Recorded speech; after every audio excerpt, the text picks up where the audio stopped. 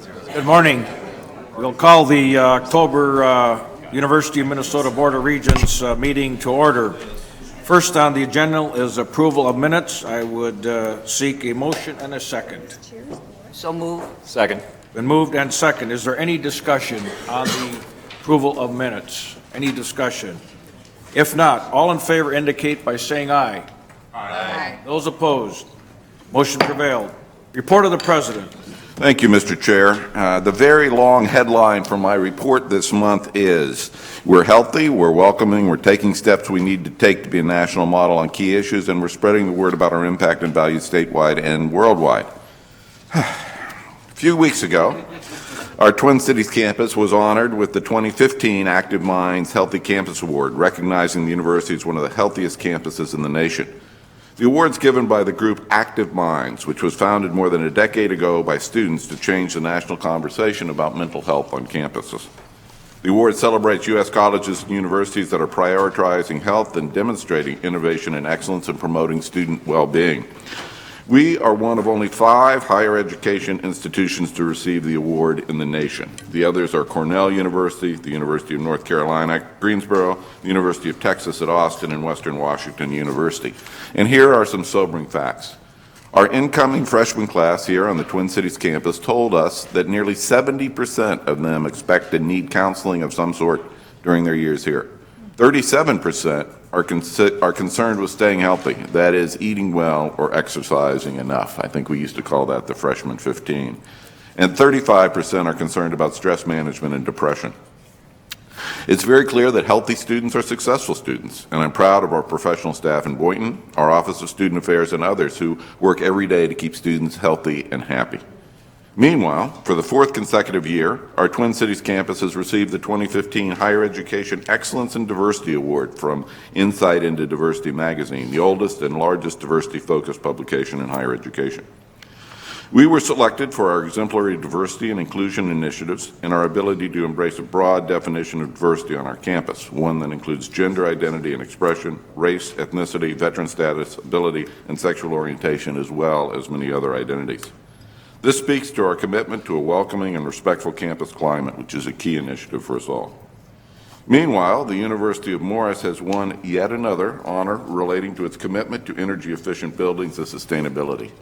Morris's Green Prairie Living and Learning Community won the Best of Buildings Benchmark and Beyond Award from Minnesota's Department of Commerce. And if you've been to see that building, you'll know why that is. It's spectacular. Speaking of living learning communities, the University of Minnesota Rochester will launch 3 new ones next fall in which UMR students will be housed together around a shared vision and plan.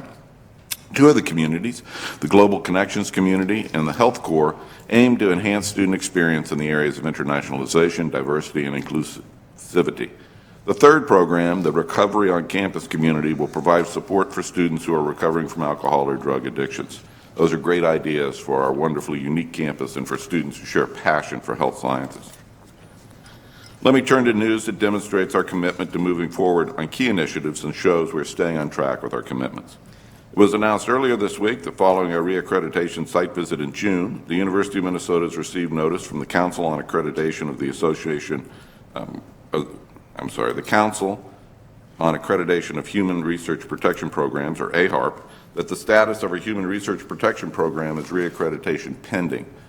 That means, as we have been all through these years of scrutiny, that we remain accredited by AHRP, which is the foremost relevant accreditation body for human research participant protection.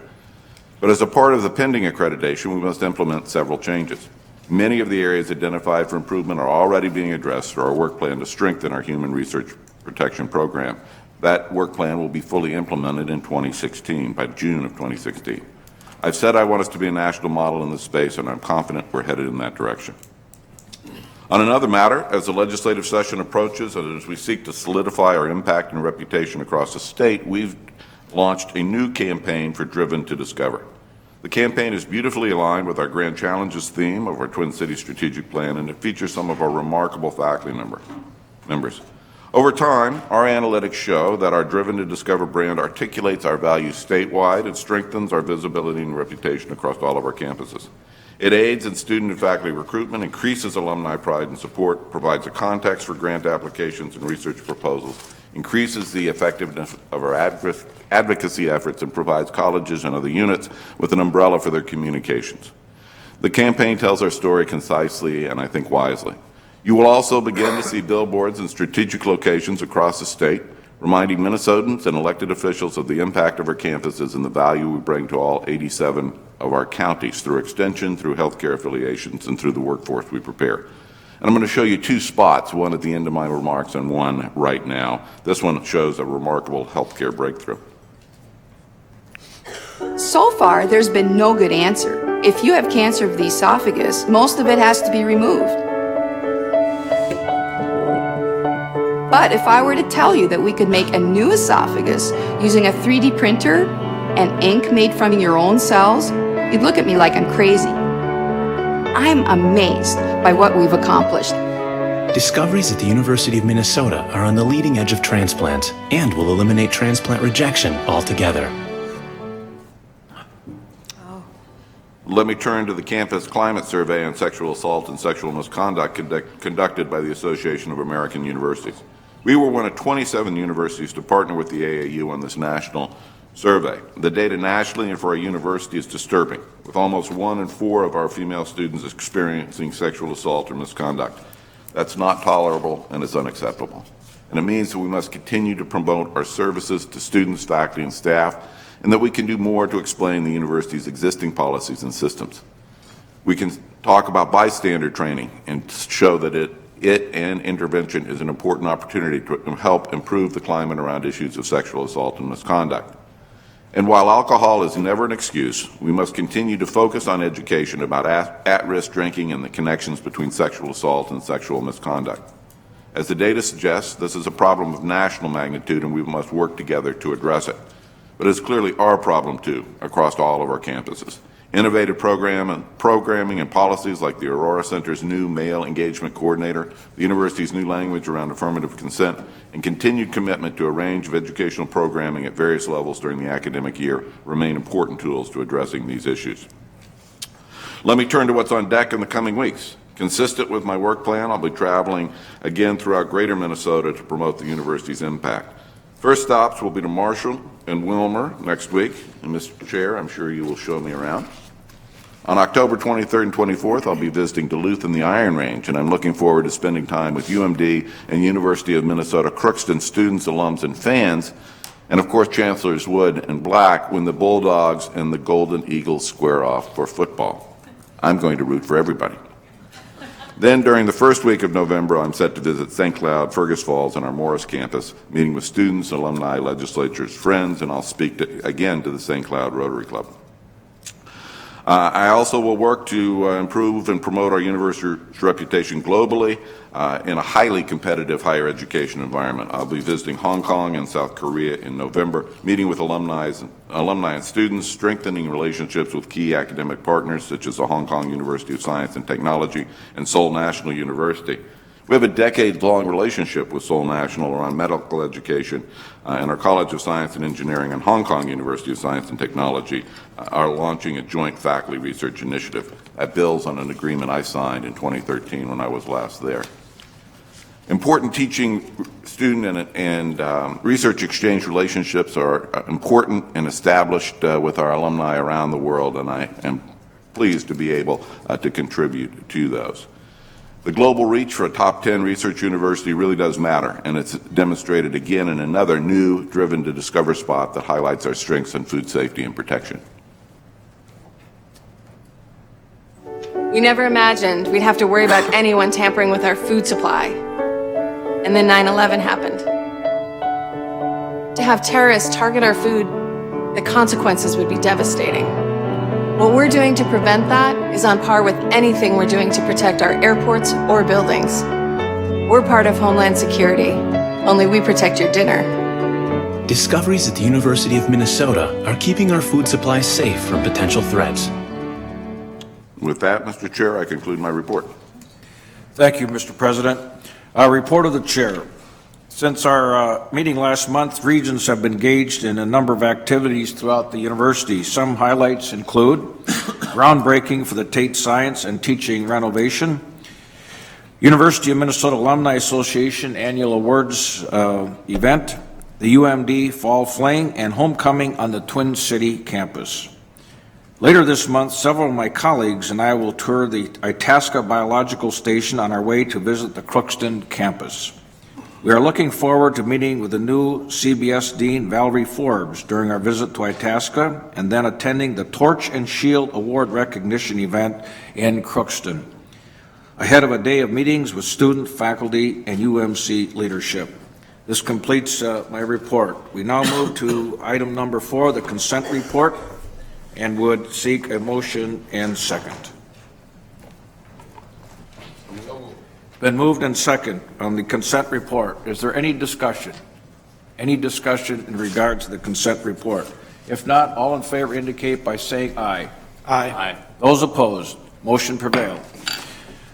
Item number 5, University Progress Card. Last month, we reviewed and discussed a draft progress card. I believe the goals we set through the adoption of this progress card have enormous potential to drive change and enhance excellence at this university. It focuses our attention on key long-term priorities and establishes a roadmap for the future. Based on comments made during our review in September, a few changes have been made. President Kaler, will you walk through the changes that are before us? Thank you, Mr. Chair. I agree we had a productive discussion about the progress card at last month's meeting, and I think this is an extremely important time for us to come together around shared vision, a real alignment between the desires of the board for direction of the university and the administration's ability to fulfill those desires.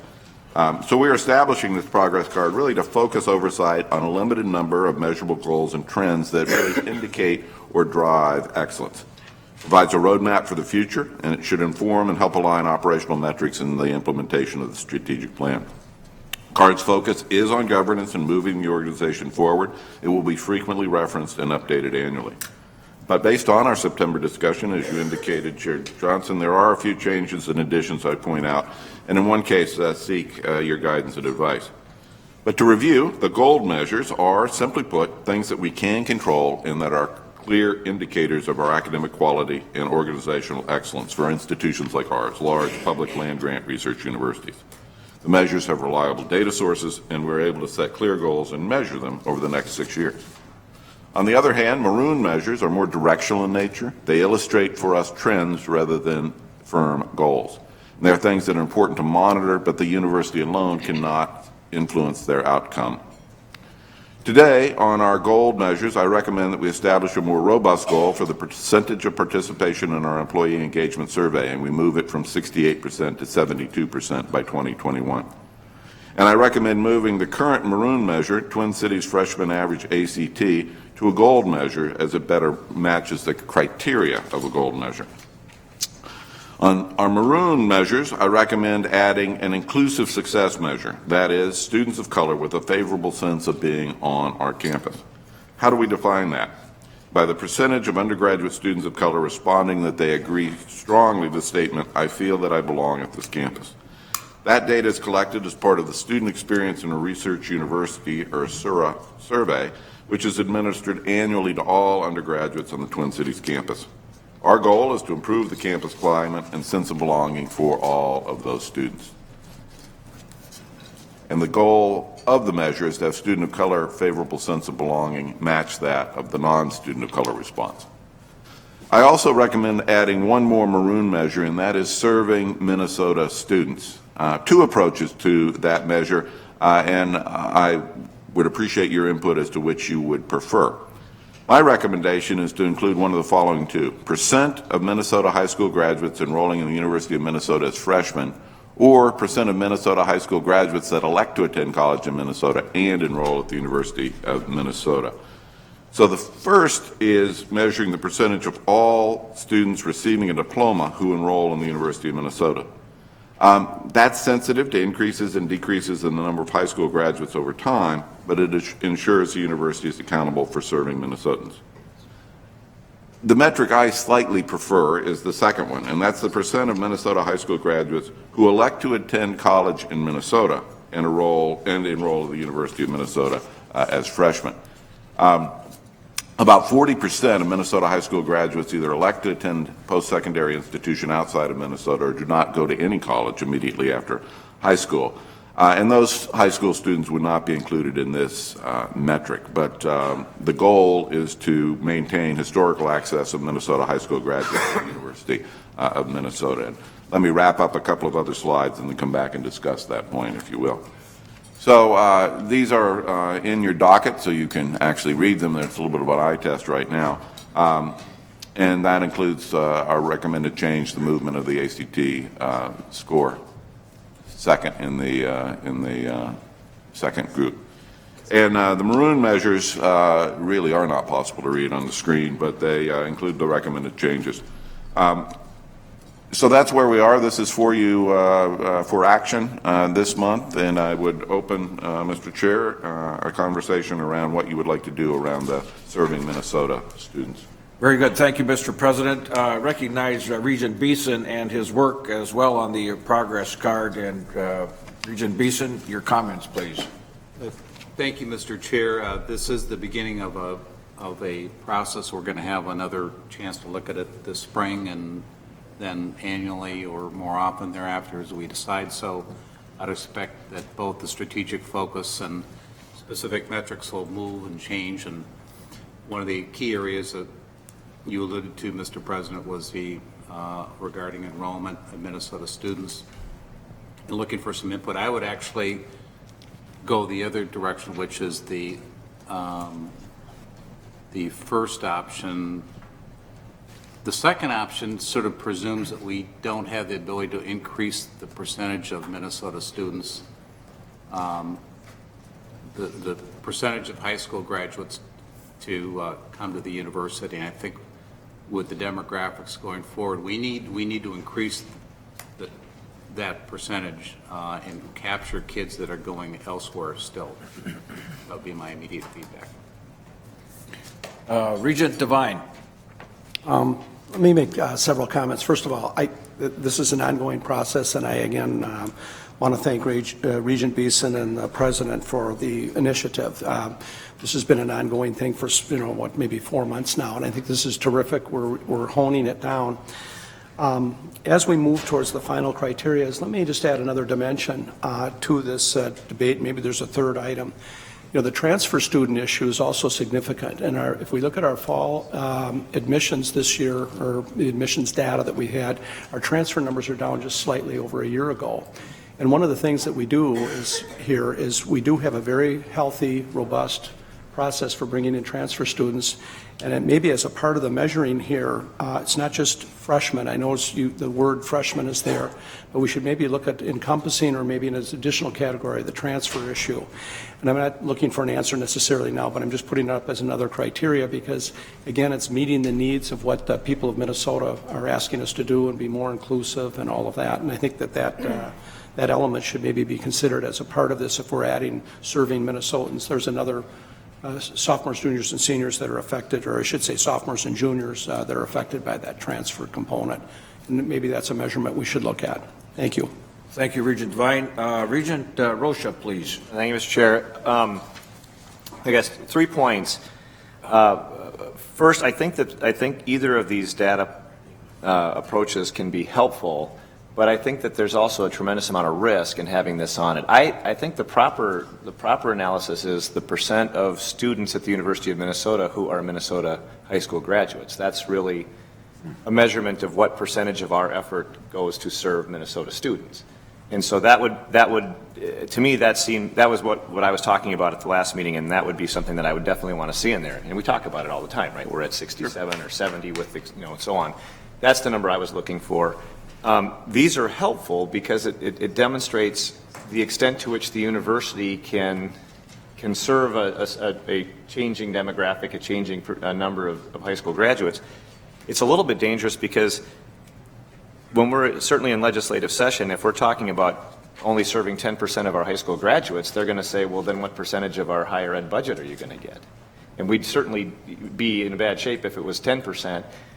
Because it's not just that we're serving 10%, it's which 10%. We're serving the top 10% of public university students because we're getting the best and brightest, and that's who we are as the R1 and as the land-grant institution set out to serve. So they're a little risky. Having this in there could give an impression that we should have a smaller share of the pie, because certainly Minsky is going to have a bigger percentage of that.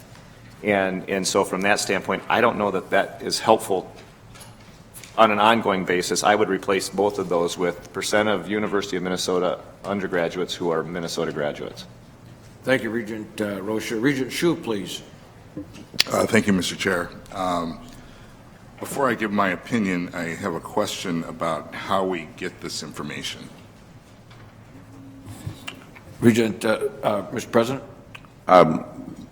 Regent Hsu, Chair Johnson, the number of Minnesota high school graduates is documented by the Commissioner of Education every year and reported, and we, from our admissions, know how many of those Minnesota students come to the university, and we take the ratio. Regent Hsu? Thank you, Mr. Chair, Mr. President. That would answer the question for the first one, but how do we know about the second one? That is a good question, Regent Hsu, Chair Johnson. And my opportunity to phone a friend is limited here. Again, ultimately the demographics of all of the public universities in Minnesota are reported annually just as we do. And so we could access the data from Minsky and determine that ratio. Okay, thank you, Mr. President. I was just wondering if we were just kind of taking the first one and applying some type of multiplying factor, knowing that, Yeah, no. Okay. We would get the Minsky data. I agree with Regent Rocha. I think we need to have, and I'm not opposed to either of these two, but I think the more important one is how many Minnesota student or high school graduates are we serving here at the University of Minnesota. I don't know if that number appears anywhere else outside of this, or would appear anywhere else outside of the progress card, but. No. Regent Omari, please. Thank you, Chair Beeson. Mr. President, I would push us. First of all, thank you for adding inclusive success. I think that that piece could probably be in gold. It seems like we have a way to measure it through the SARU, and we could shift it to the gold. The other thing on the numbers of in-state students, I actually think that the second option would be a good way to measure our competition and how we're competing with national institutions. Because if we're losing Minnesota students to other national institutions, it seems like a good way that we can measure against how we're keeping them here, as opposed to the first option. Okay. Further discussion, Regent Lucas, please. Thank you, Chair. I'm interested in the second option, but I don't know how you measure it because, for instance, my children ruled out every Minnesota school, just that was it. Right. And how do you measure that kind of kid? Good point. So, Mr. President, your suggestions as we move forward. Mr. Chair, it feels to me that I'm hearing at least three separate ideas. If a path forward might be for, if the board's comfortable, for me to work with the leadership of the ASA committee and agree on perhaps two of these goals. I do think Regent Rocha's suggestion of an eye on the percentage of Minnesota students is a prima facie measurement of our service. I get that, and agree on one of the high school graduation numbers and bring those forward. Has there been a motion already, Mr. Chair? There has not, Regent Rocha. I would move approval of the progress card as presented, empowering the academic and student affairs to come with a resolution on this issue as directed or as described by the President. Very good, thank you. We have a motion. Second. There's a motion and second in regard to the progress card and further work given over to the Academic Student Affairs Committee to work with the administration. Regent Simmons. I'd just like to make one other comment, not to change anything, but to acknowledge it, and I made this comment last time. The medical school ranking that we're tracking here is just NIH research dollars, or just research dollars, and that is one metric. There are other objective external ranking systems, and I think as we move forward with looking at our medical school's future, we'll want to be tracking those. Very good. Further discussion on the motion before us, on the progress card. Further discussion. Regent Hsu. I guess I'm thinking, based on the medical school question, that maybe we should have some other schools on there as well. I mean, why is the medical school the only school that we're tracking the ranking for here? Regent Simmons. I think I would justify that by saying we're about to make a decision that has high impact on that particular school, and it is our number one source of research dollars. So it has incredible leverage.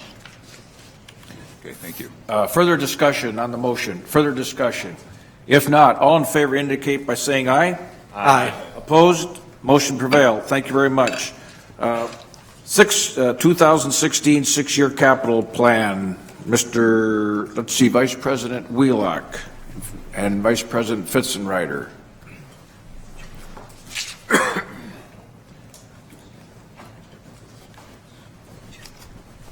Vice President Smith. Yes, Vice President Smith, welcome. Thank you very much. My apologies, Vice President Wheelock has been unavoidably detained and should be here forthcoming. In the meantime, I will sit in for her. Please proceed.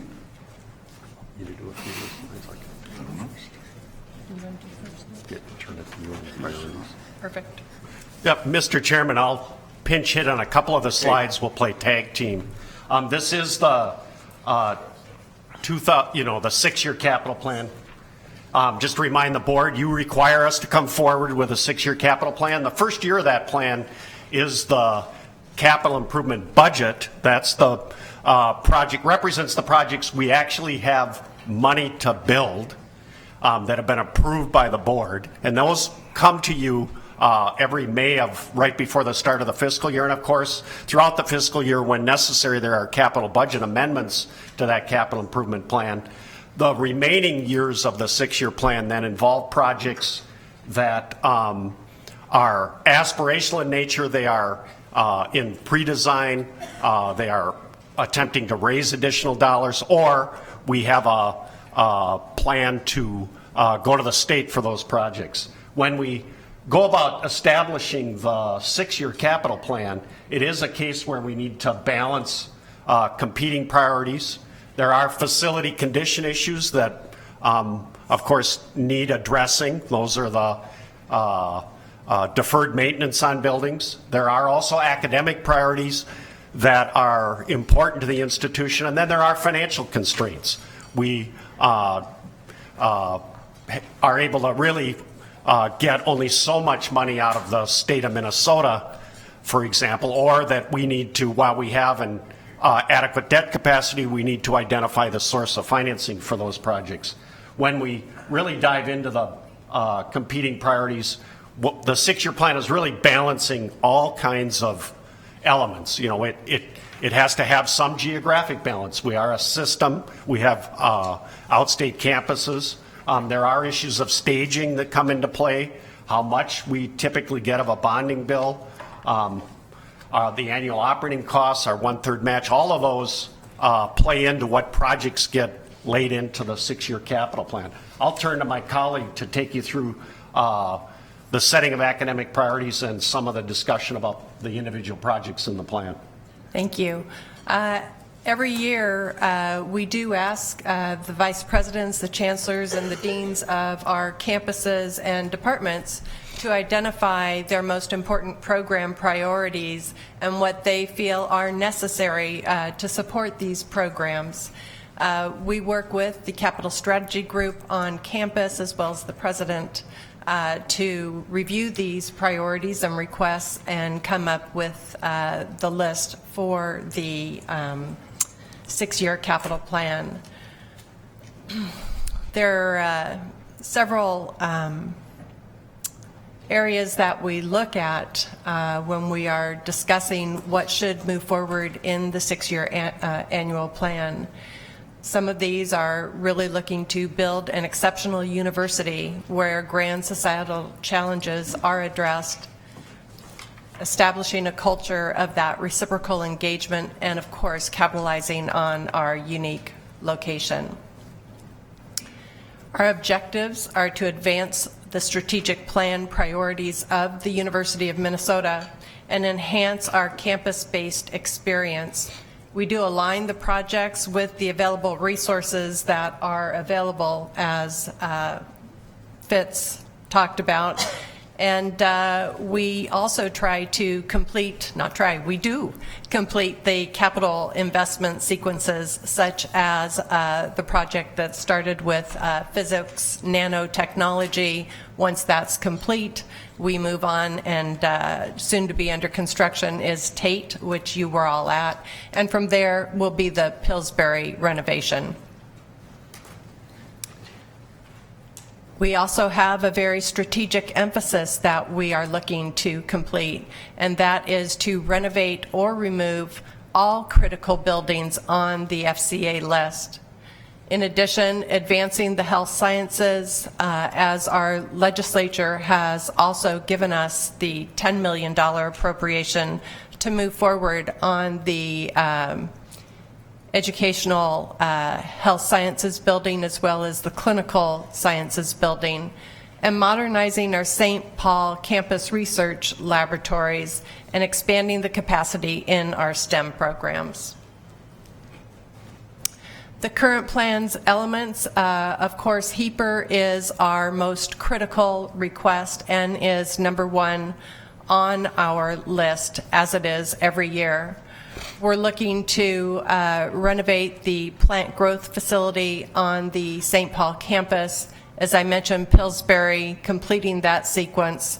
10 Church Street with the new Bell Museum underway. We need to look at that building where the Bell Museum was at.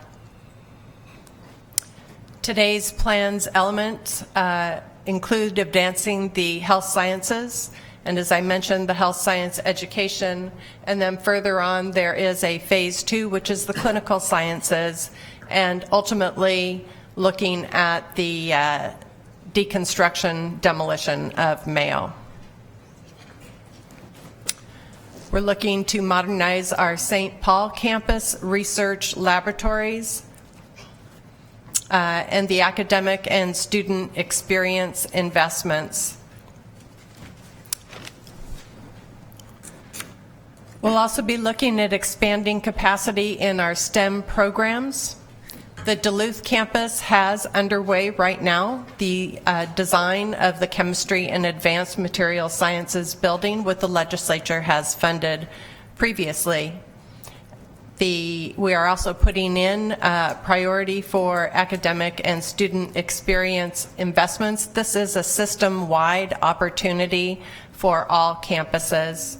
Our undergraduate teaching laboratory facility and the chemistry research laboratory investment.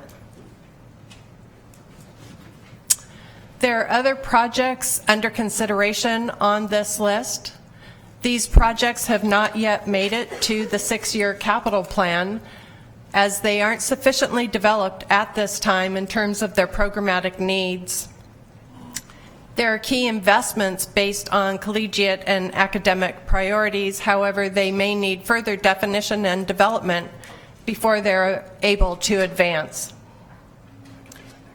Mr. Chairman, members of the committee, this 6-year capital plan does total nearly $1.3 billion.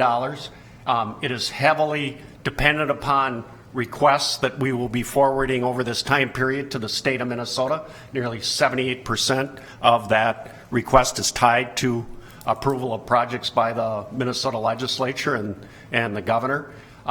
We do have, of course, a 1/3 share on all non-HEAPR projects. The state pays 100% of HEAPR. So our share of this, 22% of roughly $280 million. This was incorporated yesterday in a discussion in the Finance Committee regarding debt capacity. As I think all of you know, we do an annual debt capacity every time we bring the 6-year capital plan to you. It was discussed again yesterday, It's important to note that in that debt capacity analysis, we included all of this $280 million, but history will tell us and shows us that units with projects in this 6-year plan often bring some equity to the table, and it isn't all issued as debt. There's fundraising that will happen as these projects get closer to reality. In terms of debt capacity yesterday, while we have sufficient debt capacity to do these projects and other projects, we were very conservative in that analysis, and there will be additional dollars, non-debt dollars, brought to the table. With that, Mr. Chairman, this is an action item for the board with respect to the 6-year capital plan. Thank you very much. I would recognize Regent McMillan for a report and potentially a motion from the Facilities, Planning, and Operations Committee. Thank you, Chair Johnson. The Facilities, Planning, and Operations Committee heard about this matter and discussed it in September and acted on it yesterday, and after considerable additional discussion yesterday, the Facilities and Operations Committee voted unanimously to recommend approval of the resolutions related to the project components of the President's recommended 6-year capital plan and 2016 state capital budget request. I move to approve those resolutions. Regent McMillan, I think what we're going to do is take two motions. The first one would be on the 6-year capital plan, and then we'll come back to you for the 2016 capital request, okay? So it's been moved on the 6-year capital plan. Regent Beeson, on behalf of the Finance Committee, any thoughts or potential second to the motion? I'll add a second, Chair Johnson. This was reviewed yesterday at the committee and unanimously recommended. Very good, thank you. We have before us a motion and second in regard to the 6-year capital plan. Are there comments, discussions, or questions? Regent Devine. Yes, thank you, Chair. We've made great progress here over the course of this last year, evaluating all the various items that are on this proposal, and it pleases me greatly, particularly when we look at the issues that we're really identifying relative to the medical areas. It's the highest priority that the board has. The attention of what we're going to be doing there going forward is important, and that this request be carried through at both within the university and outside the university and the legislature. And the second thing I want to highlight about the report, or about the resolution, is the fact that we are addressing many student needs on the upgrades of the classrooms and the technology laboratory spaces that need to be upgraded. We've lagged in what we've needed to do here, and hopefully the state and the others will assist us, our donors and those that participate in this. Those two issues have high impact to the people of Minnesota, and I'm glad that we're moving forward with this agenda of items as it's laid out. Thank you, Regent Devine. Further comments, questions in regard to the motion on the 6-year capital plan? If not, all in favor indicate by saying aye. Aye. Opposed? Motion prevailed. To the item number 7, the state capital request for 2016. Yep. Mr. Fitzenreiter. Yeah, Mr. Chairman, members of the committee, the timeline on this 2016 state capital request. In September, the Board of Regents did review the 2016 state capital request before you. In August through October, there have been state capital bonding tours on campus here at the Twin Cities as well as the coordinate campuses. In January, or I should say in October, we're now asking for approval of that 2016 state capital request. Those, of course, get forwarded to the legislature and the governor. Typically, the governor would make capital investment recommendations in January.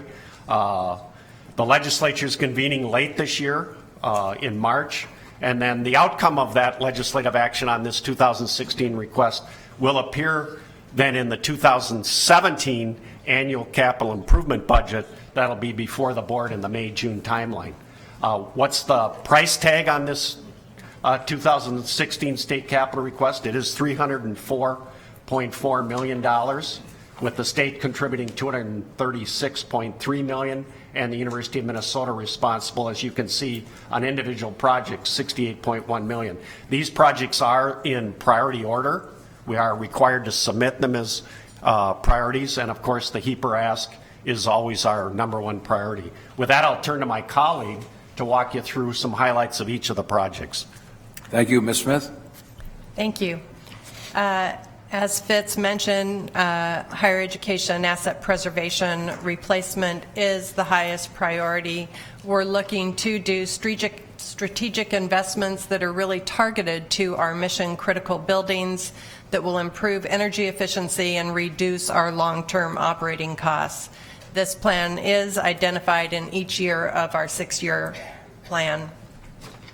The Chemistry and Advanced Materials Science Building, $43 million total capital project, is to construct, furnish, and equip a new science and engineering laboratory building on the Duluth campus. At yesterday's Facilities Operation and Planning Committee meeting, they did approve the schematic design for this project. The project constructs actually approximately 58,000 square feet of research labs, instructional labs, teaching spaces, and offices for the Swenson College of Science and Engineering. AHC Phase 1, our health science education facility. This project will modernize and expand the university's medical and health science learning facilities, including our classrooms, our simulation centers, our collaboration space, and the advanced biomedical library. If you'd like to continue. Great. The following project is the Plant Growth Research Facility. It's critical on the St. Paul campus. Its condition is very poor, and it's really needed to do our research on the plant growth that really serves the entire state of Minnesota for our agriculture. The academic and student experience investments, again, this is a system-wide priority for our university. The request is for funds to make targeted strategic investments in teaching, research, and student experience spaces on Crookston, Duluth, Morris, and the Twin Cities. Pillsbury Hall renovation, which is currently in pre-design progress. This request is for funds to complete the pre-design, design, renovate, and furnish and equip the historic Pillsbury Hall on our campus. This, of course, is the third in the sequence of buildings, Physics Nano, Tate, and now Pillsbury. Thank you. Vice President Wheelock, summary comments? Mr. Chair, we're here to present both the 6-year capital plan and the annual request to the 2016 legislature for both the governor and the legislature's consideration. My apologies for my tardiness. I was a witness to an unfortunate interaction between a vehicle and pedestrian, not on the University of Minnesota campus, though. So with that, Mr. Chair, we are ready to handle any questions or respond to any questions you might have. You'll be pleased to know that it was unanimous vote on the 6-year plan. Thank you. Previously. Comments or questions on the 2016 capital request? Comments? Regent Devine. Thank you, Chair Johnson. Let me just quickly comment, and really a follow-up comment of what I made before on the 6-year plan. Again, a very aggressive job. Wonderful that the facilities people have put together the request, balanced out the request, the input that went into this to make sure that it was indeed a balanced list covering a number of different campus locations, and agricultural versus Twin Cities campus and all the rest was really well thought out. The one point that I want to also make note of is there's been a significant effort on the part of the President's office to bring legislators to the campus, to do the tours, and to further educate them on the HEAPR needs. And this has been a high priority for the board for a number of years, obviously, and the efforts that have been made not only here in the Twin Cities campus, but all the campuses, and the work that the President's doing this fall, I think is remarkable, and hopefully it'll be well noted in terms of the the fulfillment of our request here this session. Thank you. Thank you. Regent Anderson, please. Chair Johnson, members of the panel, I think I have a very simple question you can maybe answer for me. My first time through this, we make this request to the legislature. If they grant it in the affirmative, are these projects then shovel ready to go? Between now and then, are we working on them to get them shovel ready to go? Mr. Chair, Regent Anderson, they may be in different stages of readiness depending on the scope and the complexity and the staging. We do a very good job of our HEAPR funding, getting that out the door and getting that spent on our projects. We have a very high rate of spending within a year or two of, particularly within the first year and within 2 years, a very high rate of those funds being spent.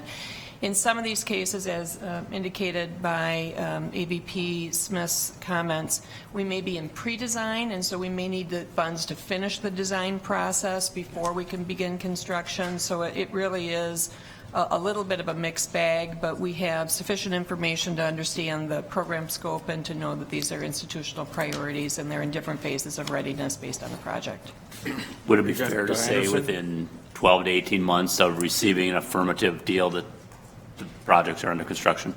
Mr. Chair, Regent Johnson, I think that is a fair statement, and oftentimes, for example, in our top priority, if we know that a project is likely to be well received by both the governor and the legislature in the process, we may use institutional funds to advance the work so that we can keep it moving and really expedite the construction when the funds are awarded.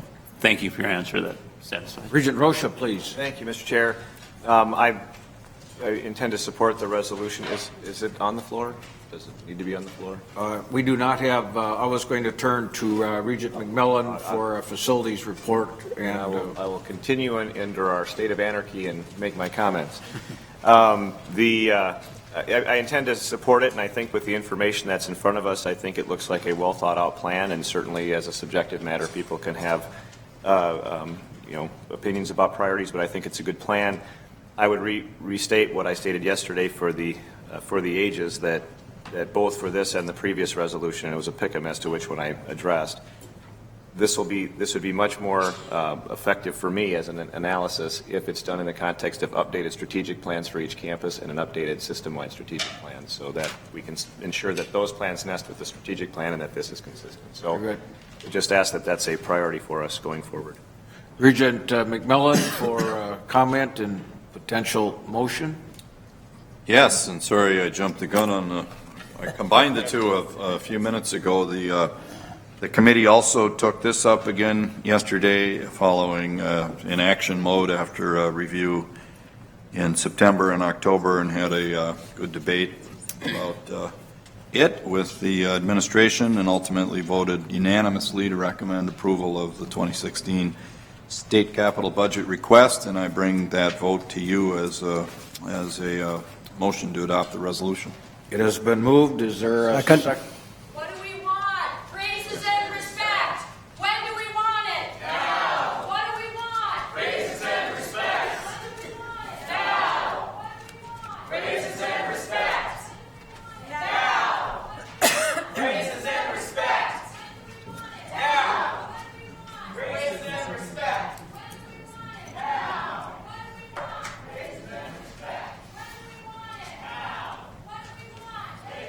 We have a motion. Is there a second? I second that motion. Regent Devine seconds the motion. Is there further comments or questions in regard to the 2016 capital request? Regent Broad, please. Thank you, Mr. Chairman. I support the resolution and appreciate all the work that has been done. I think, though, sometimes I wonder whether we're evaluating and whether we should be evaluating some other creative ways of funding certain things.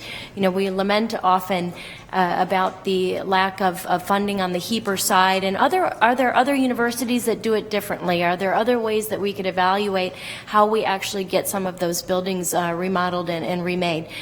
So I just wanted to put it out there that I'm starting to take a look at, just from my own standpoint, you know, what are those creative alternatives that are out there? Maybe there's none, but if there are, we ought to be looking at them. So I just wanted to throw that on the table at this moment. Very good, thank you. President Kaler. Regent Broad, Chair Johnson, the other common way to do this, of course, is to carry the depreciation in our budget and use repair and replacement monies from our annual operating budget. And we do have a small amount of money in our budget to do that.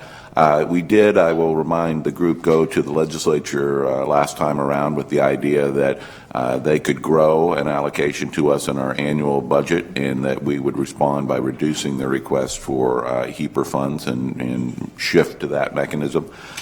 There was substantial non-interest in that idea, so we will continue to explore alternatives, but that one did not get traction. Regent McMillan. Thank you, Chair Johnson. I also had meant to, not in direct relation to the current motion in front of us, but in response to Regent Roche's request, very appropriate request or suggestion that we integrate across the system better as we do this. I think there is integration there. It happens, but there's probably more we can do to assure that the strategic plans on the coordinate campuses are embodied in this. I think they are informally, but as it comes to the committee level, the Facilities Committee will drive that forward in coming years and make sure that's happening. Mr. Fitzenreiter. Yeah, Mr. Chairman, just to make a further note on Regent Broad's comment, I think in short order, fairly soon, we'll be bringing, I think probably to the Facilities Committee and to the board if you'd like it presented here, but we have a very exciting planning underway on the Days Inn site with United Properties as our partner on that site. And as we are thinking about that site and how to develop it, there is, at least from Pam and my perspective at this point, an important linkage back to trying to get out of bad space on campus and take some things down, and the opportunity to partner on that development on that site with the notion that we can get folks out of, particularly the business operations, out of some of this bad space they're in with the hope of taking some down, is linked to the development on that site. So we are thinking alternative public-private partnership on that site. Very good. On the motion, all in favor indicate by saying aye. Aye. Opposed? Motion prevailed. Thank you very much. Item number 8, update on the Twin City Campus Strategic Plan implementation. We ask Provost Hanson, Professors Duvall and Hill to join us at the table. President Kaler for opening comments, please. Thank you, Mr. Chair. Very briefly, the Twin Cities Campus Strategic Plan is in its implementation stage, and it's moving forward thoughtfully and with great participation from our faculty. Grand Challenges courses are being taught. Grand Challenges research foci are being discussed. Campus-wide forums are to be held, and Provost Hanson is leading this effort with the grace and curiosity of the philosopher that she is. And she and her team is here to provide us with an update. Provost Hanson. Thank you, President Kaler and Chair Johnson and members of the board.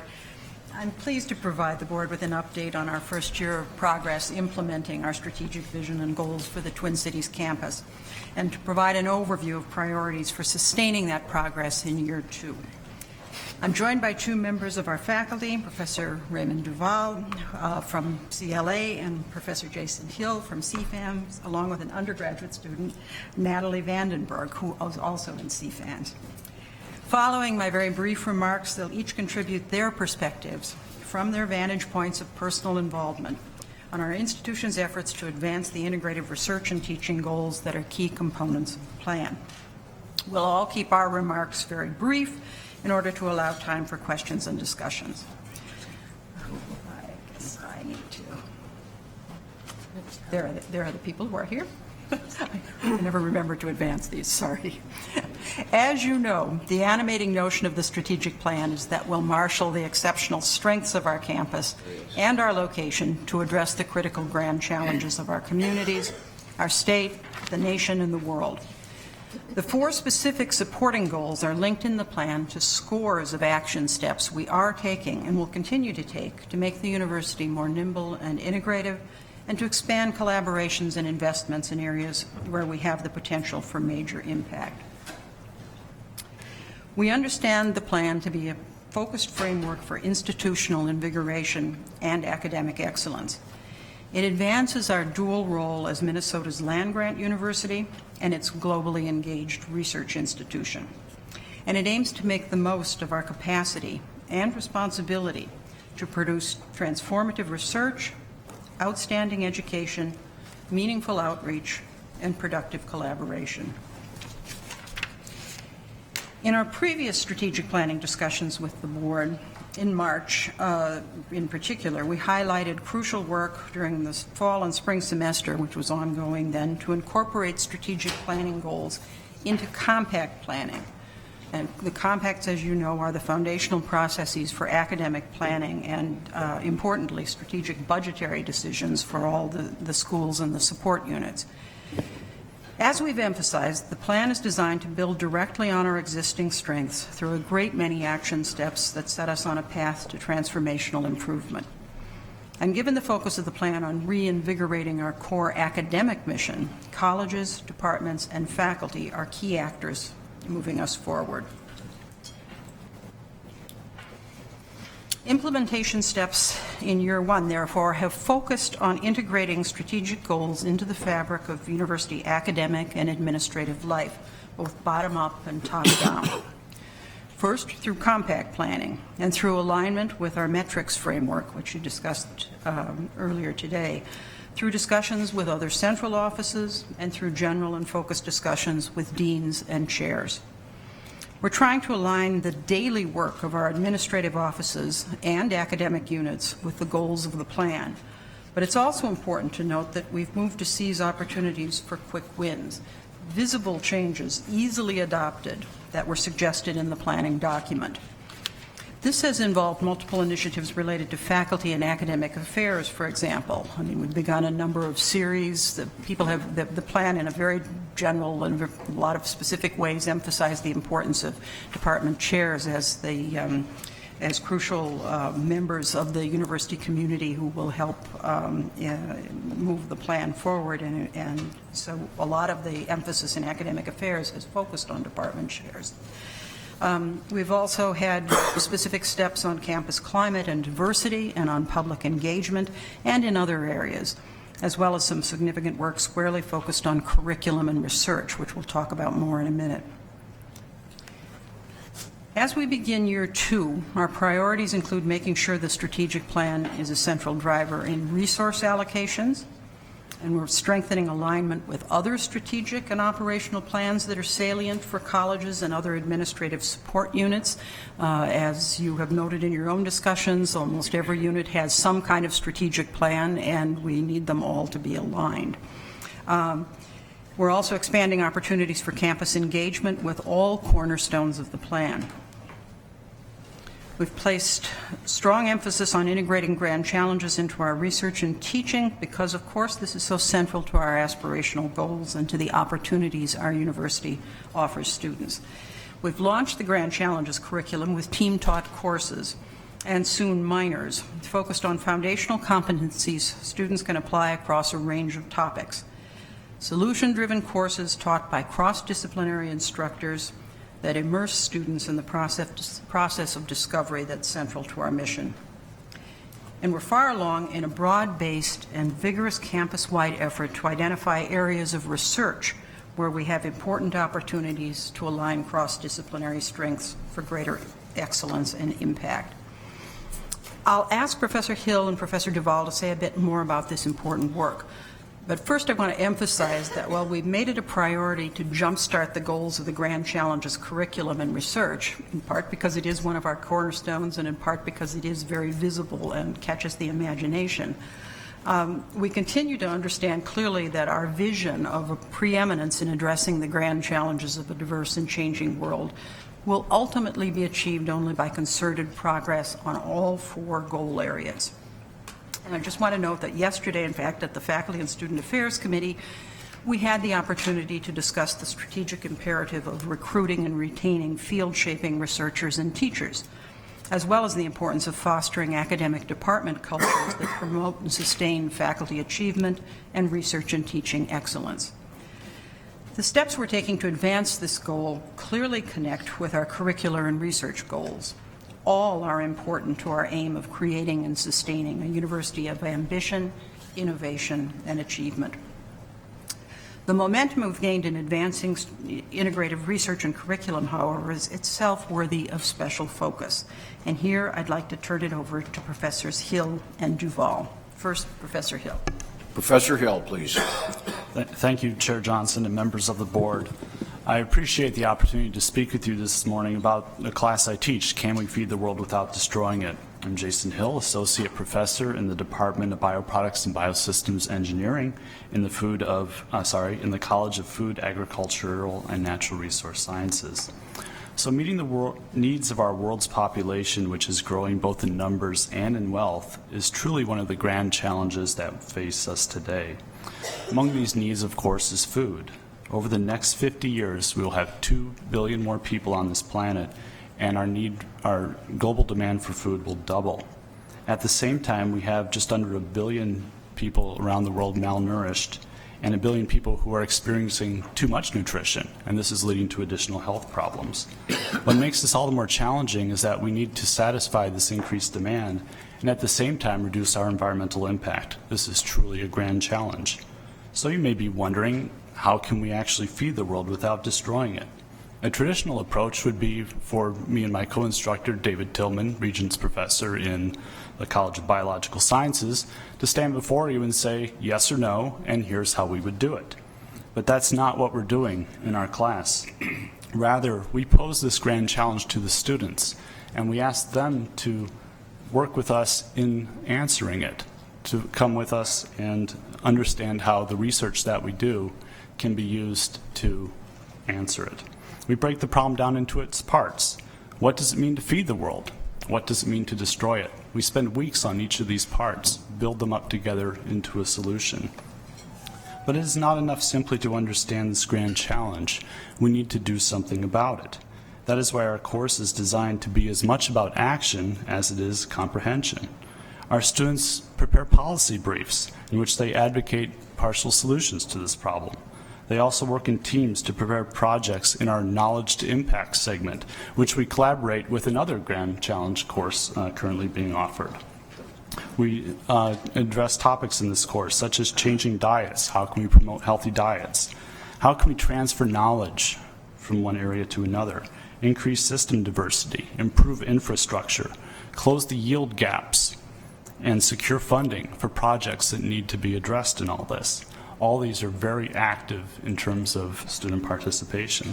Our 36 students come from all over the university, and it's that strength in diversity that leads to solutions that may have real impact. Our course is but one of a number of growing Grand Challenges courses that are already being taught and are in the works. All share this process of discovery and action. Already 5 weeks into the semester, we are seeing our students' enthusiasm and camaraderie developing in the small groups in which they will be tackling these problems.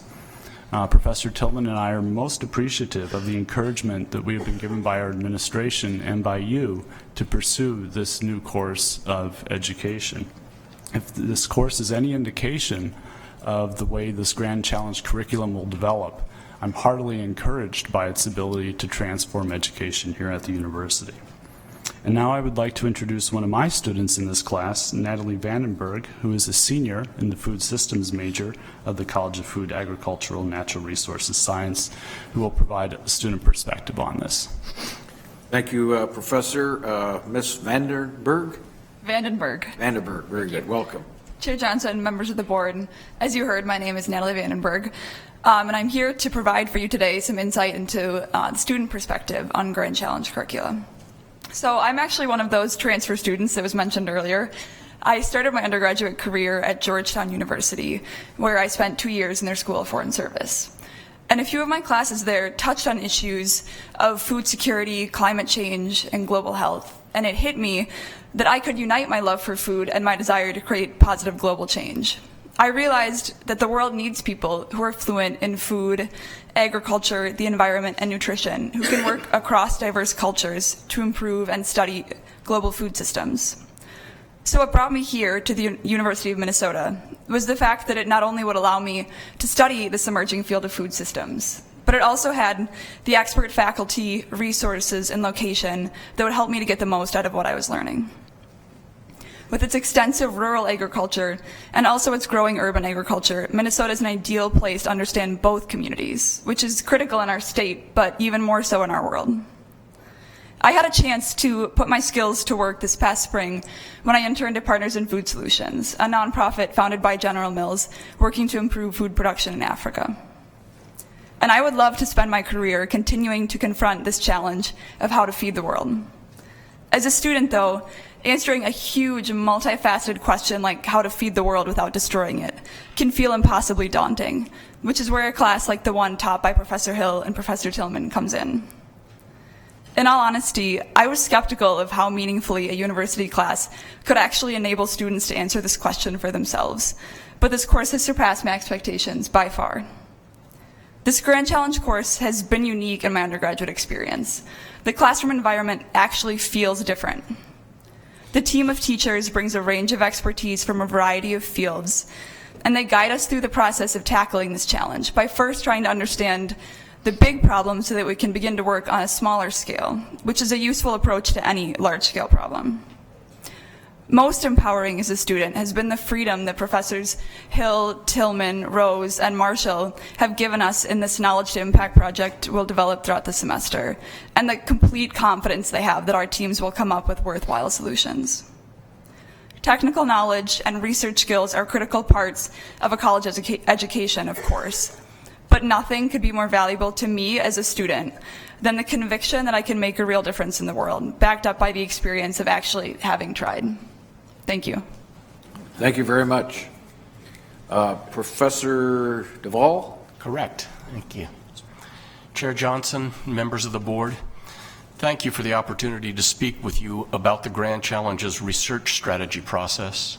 I have been serving for the past several months as the chair of the Provost Grand Challenges Research Strategy Team, charged with the responsibility to identify, to recommend to the Provost the grand challenges that the University of Minnesota might initially commit itself to addressing, because we are especially well positioned to make real and significant lasting contributions to solving those grand challenges. There are more grand challenges than there are opportunities and resources for the university to commit itself to. And so we have the very interesting and engaging, challenging task, if I might, to move from that array of prospects to identify what it is that the University of Minnesota is most especially well positioned to address. It has been an exhilarating process, gratifying in a number of ways, but genuinely exhilarating, because we've, through invitation to our faculty to suggest ideas for grand challenges, we have been overwhelmed almost with great ideas generated by many outstanding faculty throughout the university, reflecting simultaneously the phenomenal breadth and depth of expertise across this university, and the engaged commitment of the faculty to enhance our ability to become preeminent in solving grand challenges of our time. This has been very much a bottom-up process of the most positive kind, which prominently evidences significant faculty engagement in contributing the knowledge, expertise, and ideas to shape the university's academic mission and determine its future. Through meetings of the 30-member Grand Challenges Research Strategy Team, the 130-odd, or slightly more than 130 ideas that were submitted to us by the faculty have been clustered, we deliberated, and we've clustered them into large grand challenge themes, which are the bases for 5 campus-wide forums to be convened over the next 2 weeks. I think we have a slide that will show you what it is that those grand challenge themes are, or the forum themes. Yes. So over the next 2 weeks, we will be hosting forums, campus-wide forums, on each of these 5 broad umbrella themes. Since you have them on a slide, I won't repeat them. These forums have 3 principal objectives, and we expect outcomes to meet each of these objectives. The first is through collective deliberation, through active participation of faculty across the campus, to refine the definition of grand challenges on which the university is especially well positioned, ideally uniquely so, to have a substantial positive impact. We will make formal recommendations to the provost by the end of the fall about what those grand challenges that we think the university is especially well positioned to address should be. Second, the forums will serve the objective of heightening awareness of existing research strengths as the basis for advancing scholarly excellence through continued university nourishment within disciplines and within existing research groups, where there is potential for expanded impact. And third, and very significantly, the forums will serve to identify and foster synergies and potential connections that are not yet in place, but that will enhance our ability to have significant impact, both in solving grand challenges and in advancing new frontiers of knowledge apart from the grand challenges. There will be other benefits of this grand challenge process that are subsidiary or beyond those three principal objectives from the forums. One, as has already been evidenced, the connection with curricular enrichment, I think, is especially important. That we are, through this process, not approaching research and pedagogy or teaching separately, but this commitment to the Grand Challenge process and identifying what Grand Challenges should be the signature features of the University of Minnesota's Grand Challenge commitments will serve not only our research communities, but our students as well. Second, it will almost certainly strengthen relationships with key external constituencies in the full spirit of our land-grant university status. And third, less tangible, I'm persuaded through the process that we've been participating in so far that it will provide a greater sense of shared purpose across the university as a single university, with clearer focus on our contribution collectively as Minnesota's comprehensive research university. I find it a very exciting process that will be beneficial to the university in many ways. Thank you. Very good, thank you. Concluding remarks, Provost, or would you like discussion and questions? Well, thank you, Chair Johnson, and thank you to all my fellows here. We're at this point going to move into general discussion, but I wanted to put up on the screen this excerpts from remarks President Kaler made about our strategic ambitions, because those comments perfectly capture our aspirational vision here, as well as the extraordinary strengths and opportunities we have to achieve that vision. So we welcome your questions. Very good, thank you. Comments, questions in regard to the presentation? I have one. Living in the heart of agriculture, West Central Minnesota, your findings as we drive toward feeding the world, how do we translate this to Minnesota and America's farmers? Because the pressure upon them is to ever produce more. But that has consequences in regard to the land and water and other environmental considerations. So I can give you an example of our research and how it's going to be used in this class. So I had a graduate student who, over the last couple years, looked at the yield trials in Minnesota that are done by extension agents, and then compare those yields to the same in the same counties, to the farms in those counties, and she found that university researchers were getting about 30 to 40% higher yields than farmers in those same counties. So clearly the land is pretty much the same, the weather's pretty much the same, so there must be some sort of transfer of knowledge that would be possible from universities, further transfer of knowledge to improve the yields in those areas. We're not talking about necessarily transferring knowledge to other continents here. We're talking about transferring knowledge miles away. There's tremendous opportunity there. So we're using this sort of analysis in this class to help students understand that the global impact that we have is not out there, it's also here as well. Okay, very good. Regent Cohen, please. Thank you, Chair Johnson. I just want to say that I am blown away. Really, I must say at times I'm skeptical of strategic plans, and they're often put in a drawer and that's the end of them and so on. And this one certainly isn't. When it was first brought out, it looked so gigantic. I mean, how does one put their hands around a grand challenge and so on?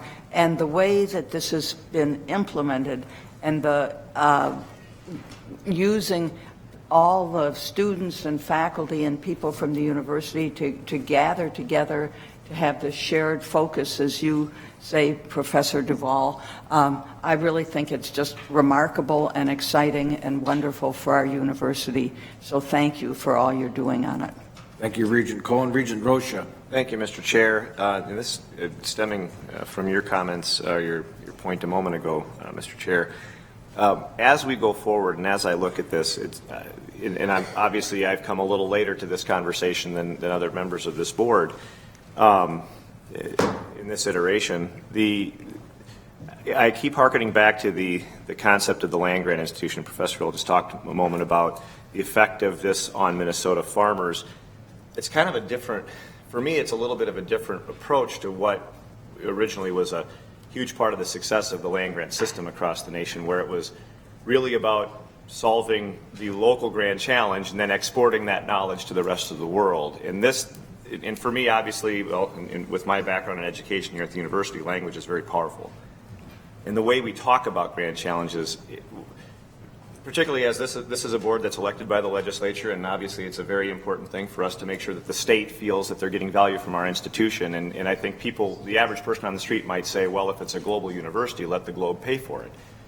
Whereas others would say, well, if it's Minnesota's university, let's focus on Minnesota challenges. Now, I think the answer is someplace in the middle, right? I mean, clearly we have grand challenges exemplified by circumstances in Minnesota, whether it's mining and water quality, farming and environmental effects, achievement gap. To the extent that we can drive the conversation, or at least in the language identify that we are really focusing, that we are putting the emphasis on Minnesota problems as part of this process of addressing grand challenges across the world, I think that's significant. I think it's more appropriate for a land-grant institution. Of course, our ability to help our farmers that's the reason why we're the United States with our economy, and Argentina is now with theirs, because at one point in time, as you know, Professor Hill, they were outpacing us, but our research really made the difference. So I would just simply say, as we go forward, if there's a way of really continuing to keep that message out there that it is serving Minnesota's challenges, that doesn't mean everything has to be that, but certainly making that the emphasis makes it a lot easier for us to go back to our electors at the legislature and explain why this is a great investment, because our state is seeing the result as well as the world sharing the externalities that come from that success. Thank you. Thank you, Regent Hsu. Thank you, Mr. Chair. Thank you, panel. I'm very impressed with what's going on with our grand challenges. But I would like to get an update on how we're spending the money that we've allocated towards the strategic plan, and was wondering if that's coming soon or if you could give us an update now. Provost? We didn't specifically allocate any money for the strategic plan. What we did was hold back some money during the compact process last year, and people, the various units in putting forward their priorities for the year were attentive to the issues of the grand challenges. So what we're doing is taking the budget we have and making sure that we're aligning it with the goals of the strategic plan. So it's actually just embedded wholly in the budget process. It's not a specific pot apart from that. Regent Hsu? Thank you, Mr. Chair. So what could we do with more money then? What? If you had more money, what would we could do more of the things that people put forward as priorities. It's what we're able to do with reallocations is always going to be, something that involves taking away from something else we're doing. And, that's an interesting and appropriate exercise because, there are some things we can stop doing. But we could certainly do more with more resources. Okay, thank you. When he asked you the question, Provost, what would you do with more money? Your eyes just lit up. We do more of this. Thank you. Regent Lucas, please. Thank you. This is just a comment, but I think the fact that you brought a student with you today really enriched this whole presentation, and I hope we see more students at the desk. Thank you. Thank you. Regent Anderson. Again, a very, very brief comment, but I consider myself a lifelong learner, and I was hoping today to hear some of the classes that you were having for Grand Challenge, and you're obviously clairvoyant. You not only told me the classes, but you brought a student to talk about them. But I'd like to be sitting in on those classes. But what really excites me here is most of the time you have one group driving something. And here we have engagement by the administrative group, we have engagement by the faculty, and we have engagement by the students. And I think citizens of the state of Minnesota can see the benefit. And so I think it's very unique where you have that engagement and that positive attitude of all three. So I'm really excited about these type of classes, and I think that it's good for the University of Minnesota. Thank you. We have three more questions because we do need to move on. But if you put your hand up 2 or 3 times, we may recognize you. Regent McMillan. Thank you, Chair Johnson, and I just want to connect a couple points made, or at least comments, and a question too from Regent Hsu. I think the path to more resources flows through connecting grand challenges with Minnesota's state challenges, and in many, many cases, whether it's, as Regent Rocha said, air, water quality, agriculture, mining, all those things that relate to the economy of this state and the interest of our legislature, to the extent we can make those cases that as we solve grand challenges, we're creating paths forward with the same issues on a more local scale. I think our opportunity for more resources expands greatly. Thank you. Regent Beeson, for your brief comment. Briefly, perhaps will help dispel the myth of the ivory tower through this exercise. Thank you. Thank you. Regent Broad. Oh, that was brief. Thank you, Mr. Chairman. Strategic plans obviously are internal documents, but this one has external ramifications in many ways. And I'm curious about rollout relative to the business community. I think we have a student who shows the connection between what we do here and the business community in this state, which is so strong. Do you have thoughts on whether that's going to happen, by function or by department, or is there an opportunity to roll this out with our business community to expand our partnerships? Provost? Chair Johnson and Regent Broad, yes, indeed, and it's actually also part of the set of action steps we have under reciprocal engagement. Our own, business community is extraordinarily strong and important, and there are ways in which we're so fortunately situated to be able to have, discussions in ways that will be productive for the university, for the business community, for the state, the region, and I would say the world.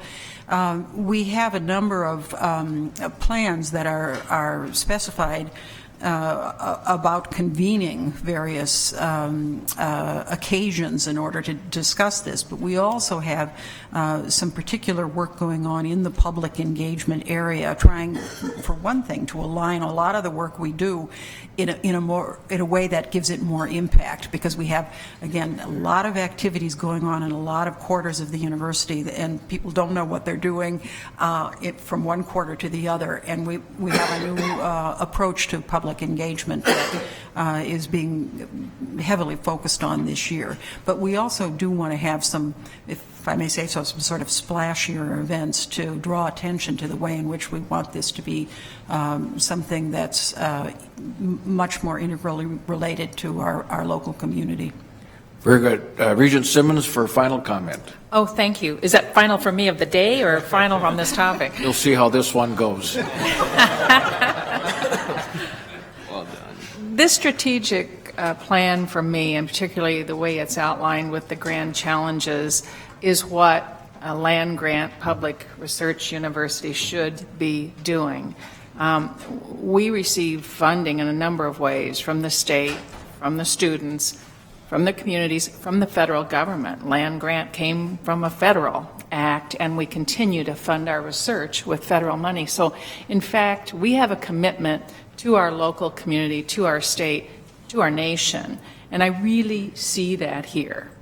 The other thing I see is that actions coming before this board should be taken into this context. How do they help us make sure we fulfill this plan and this proposal? And today we're going to take such an action. One of the Grand Challenge Research Fora is how do we advance human health? Important locally, in our state, in our nation, in our world. And we're going to talk about a way we position this university to indeed fulfill that challenge. So I thank you so very much. This is the most thoughtful and inspiring strategic plan. Thank you, Regent Simmons. And for final comment, Dr. Duvall. Chair Johnson and members of the board, I just wanted to make sure that we all are reassured in some sense. An explicit criterion that is built into the Grand Challenge Research Strategy Team process of evaluating is the potential impact on Minnesota and nation. So we have written into the criteria for identifying, and all of the ideas are asked to address how is it that this will have an impact on Minnesota, on the nation, and globally. Very good. Thank you all for your very, very diligent work and efforts. Appreciate it. The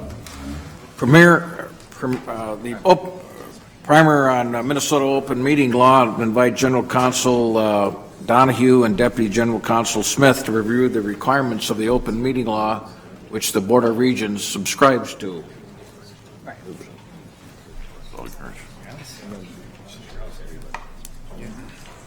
We're going to do this briefly, just so you know. Very good. Thank you.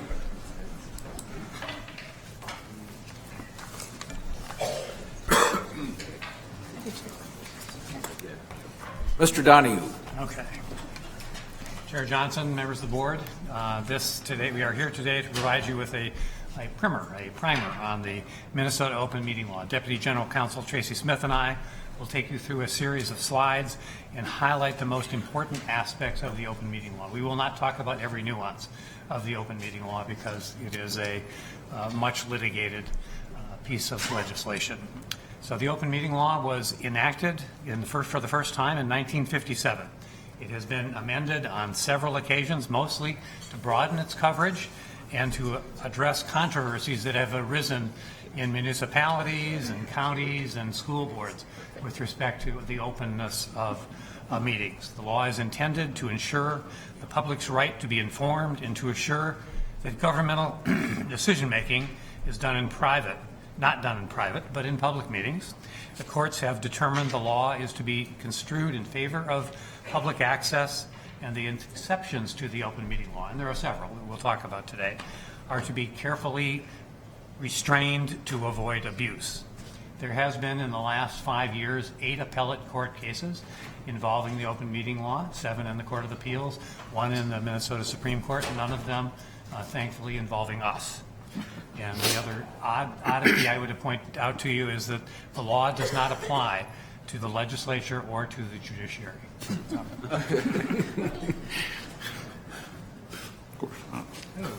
All right, so let's get to it. With that brief introduction, the basic mandate of the open meeting law requires that all meetings, including executive sessions, be open to the public of a governing board of a public body. It is the basic presumption of the statute, and the statute makes clear that the openness mandate applies to subcommittees and committees of the board as well. The open meeting law does not apply to administrative meetings. So, for example, the staff meeting in the Department of English. The open meeting law does not require it to be open. Now, it may be open because that's the way they choose to conduct their business, but the law does not require it to be open. The law, as it's been construed by the courts and is understood by us, applies to the Board of Regents and its subcommittees.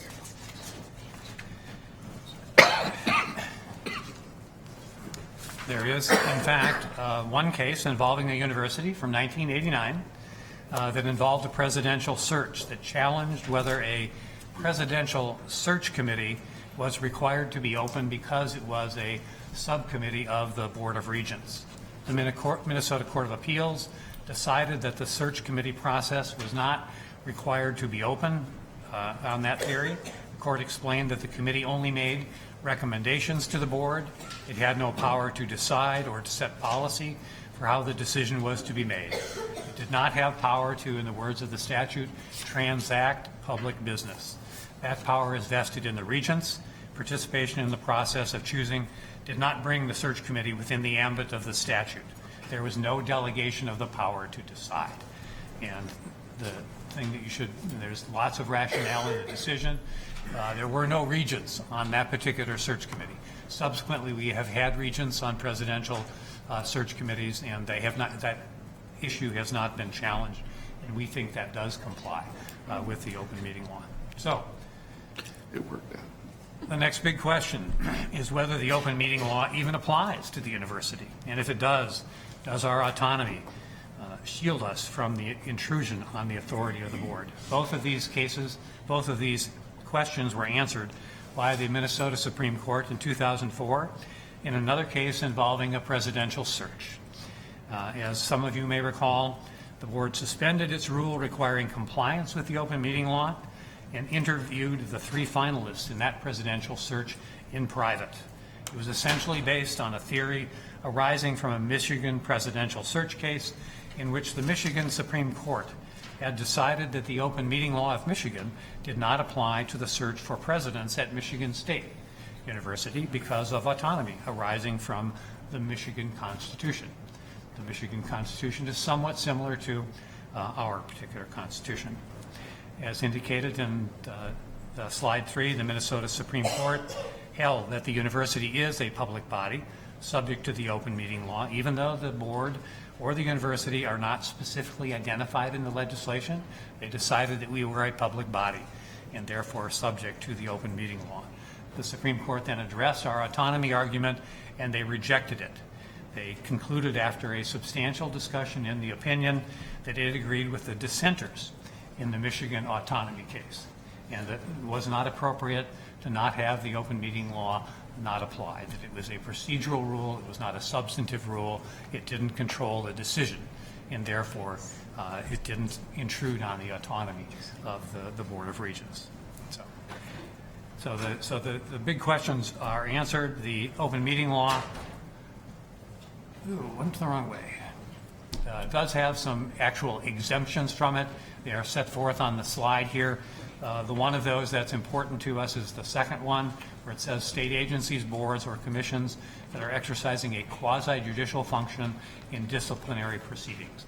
And that occurs at the University of Minnesota in tenure revocation cases, because under our tenure code, when a faculty member goes through the entire process, goes through the dean, goes through the Senate Judicial Committee, through the president, there is an appeal to the Board of Regents written into our contract with the faculty, which is the tenure code. And in that case, there is a briefing to the board, there are oral arguments in front of the board, and there is a closed session for deliberation by the board.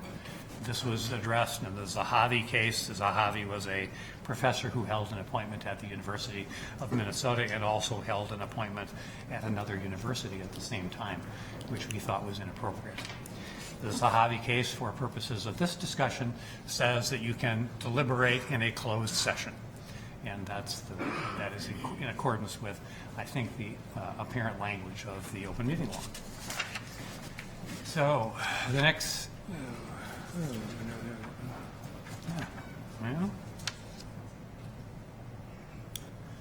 the next major issue is what is a meeting of a public body, and the term meeting is not defined in the open meeting law. The Minnesota Supreme Court's definition comes out of the Moberg case, which is the closing of a high school in Robbinsdale back in the early 1980s. And what the quorum rule says that unless you have a quorum of a public body or a quorum of a committee or a subcommittee and they are transacting public business, you do not have a meeting. And that has been applied lots and lots of times. There was an article in the paper the other day involving, I think, a school district that did something like that. But the Moberg case has been sort of the basic law of this area for a very long time, and there are only 3 cases which have really applied it over the years, and I think all of those cases were decided in favor of the bodies that were meeting. And what this really means for you is that chance or social gatherings are not meetings. That we cite the case there, so that when you're having lunch together, when you are at a football game together, that is a social gathering. The open meeting law does not apply to you.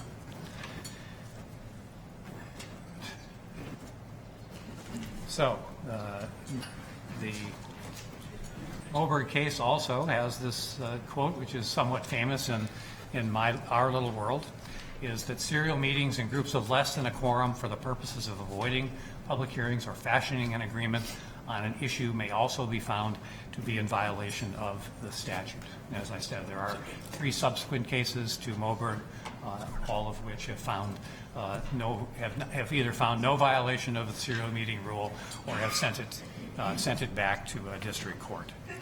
So, and what this really means is that you have to be careful about how you deliberate on issues and make sure that the decisions and the discussion of those decisions occur in public meetings. And that's my part. Tracy is going to talk to you a little bit about the notice requirements for meetings. Thank you, Mr. Donahue. Ms. Smith, please. Thank you, Chair Johnson, members of the board. These next few slides describe the types of meetings that public bodies hold and the different notice requirements for each. Today we are at a regular meeting of the Board of Regents. The open meeting law requires that public bodies keep a schedule of their regular meetings on file with the dates and locations. The board office posts your schedule of regular meetings on the bulletin board by the elevators and also on the board's website. The board office also sends out a mailing and email to the Regents 10 days in advance of every meeting, regular meeting, with a more detailed schedule, and copies that mailing to others, including the major media outlets. This 10-day mailing is established by your bylaws. The open meeting law and your bylaws also provide for special meetings. Those are meetings that are not on the regular meeting schedule. For special meetings, the open meeting law requires that the body post written notice of the date, time, place, and purpose of the meeting on the principal bulletin board of the public body or on its meeting room door, and that the body mail the notice to anyone who has requested notice of special meetings in writing. So note that this notice that we make on a special meeting requires the purpose to be described as well. And the open meeting law also addresses emergency meetings. An emergency meeting is a special meeting called because of circumstances that, in the judgment of the public body, require immediate consideration by the public body. The public body must make good faith efforts to provide notice to each news medium that has filed a written request for notice. And notice may be given to the news medium by telephone or any other method that's used to notify the members of the public body of the emergency meeting. And a notice has to be given, public notice, as soon as reasonably practicable after notice has been given to the members. Notice of emergency meetings must include the subject of the emergency meeting. And Mr. Donahue is going to speak more about closed meetings in a moment, but as this next slide shows, the same notice requirements that we just discussed apply as well to open and closed meetings. And in addition, before a meeting may be closed, the public body must provide the grounds for the closing of meetings and describe the subject to be discussed. That has to happen in an open session. Then the meeting may be closed. All closed meetings, except those that are closed because of the attorney-client privilege, must be electronically recorded, and they are. And then depending on the subject of the closed meeting, the electronic record has to be kept for a varying amount of time. Okay, then let's talk about what meetings can be closed. And the statute actually sets forth those meetings that must be closed, and they are set forth here on the on slide 12, and they range from alleged meetings to discuss the alleged victims or mandated reporters of criminal sexual conduct, domestic violence, maltreatment of minors or vulnerable adults, all the way down to an individual's medical record. The board has never closed a meeting for purpose any of those mandatory categories, and so I don't think there's any point in discussing them, particularly since you want to get to the LOI having to do with M Health. So those are the mandatory areas where you have to actually close the meeting. The next topic is disciplinary charges against an individual, and that provides that a public body must close a meeting for consideration of disciplinary charges against an individual subject to its authority. And the question is, what does subject to its authority mean? Clearly that means the president, the treasurer, the executive director, and the librarian, all of whom are elected by you. And that has actually occurred in one instance in my time here, and that individual did sue us on several different theories, and we prevailed with respect to all of them. The other interesting requirement here is that the meeting to discuss the disciplinary charges has to be open at the request of the individual. And the times that these occur are, of course, high intensity, anger things, and you can imagine that the subject at some point may say, well, I want it open. That hasn't happened yet, but that certainly, of course, could occur. So the statute then talks about meetings that may be closed, and you see the list of them here. The meetings regarding labor negotiations, there is a separate section of the statute, and we have, on occasion, closed meetings to talk about labor negotiations. It does require recording. It does require opening up the record some years after the labor contract is done. The second one here is performance evaluations, and this is something that you actually do every year to evaluate the president, and it has specific requirements that Mr. Steves is very attentive to and makes sure that you comply with all of those things. There is an exception for property transactions and for security matters. The next topic is closure for purposes of the attorney-client privilege, and this is actually mentioned in the statute, and it uses the language that we have put in front of you here. And the attorney-client privilege was recognized essentially as a common law right back in 1977 by the Minnesota Supreme Court, and this language comes subsequent to that. So this is a court defined doctrine, and the court does control what the attorney-client privilege means and when you can close a meeting. And there is no definition in the statute, and as it indicates, the courts have limited closures to threatened or pending litigation when the purposes of the attorney-client privilege balanced against those of the open meeting law dictate the need for absolute confidentiality. What this really means for you is that you cannot close a meeting to get general legal advice on some troublesome issue. We simply can't do that. You can close meetings where there's threatened or pending litigation, or it's reasonable to conclude that there will be litigation with respect to a topic. And this is the basis on which the LRC committee meetings are closed. And we pass a resolution at each one of those recognizing this language which has been approved by the courts and making that determination before we actually close the meeting. And then finally, we have to talk about penalties. So what happens if you violate the open meeting law? The statute prescribes for intentional violations a $300 fine. It's a personal liability that cannot be paid by the body, so that if in fact you are involved in intentionally in the violation of the open meeting law, you have to pay the fine yourself. The the university cannot pay it for you. The second thing is there is a forfeiture of office for 3 intentional violations.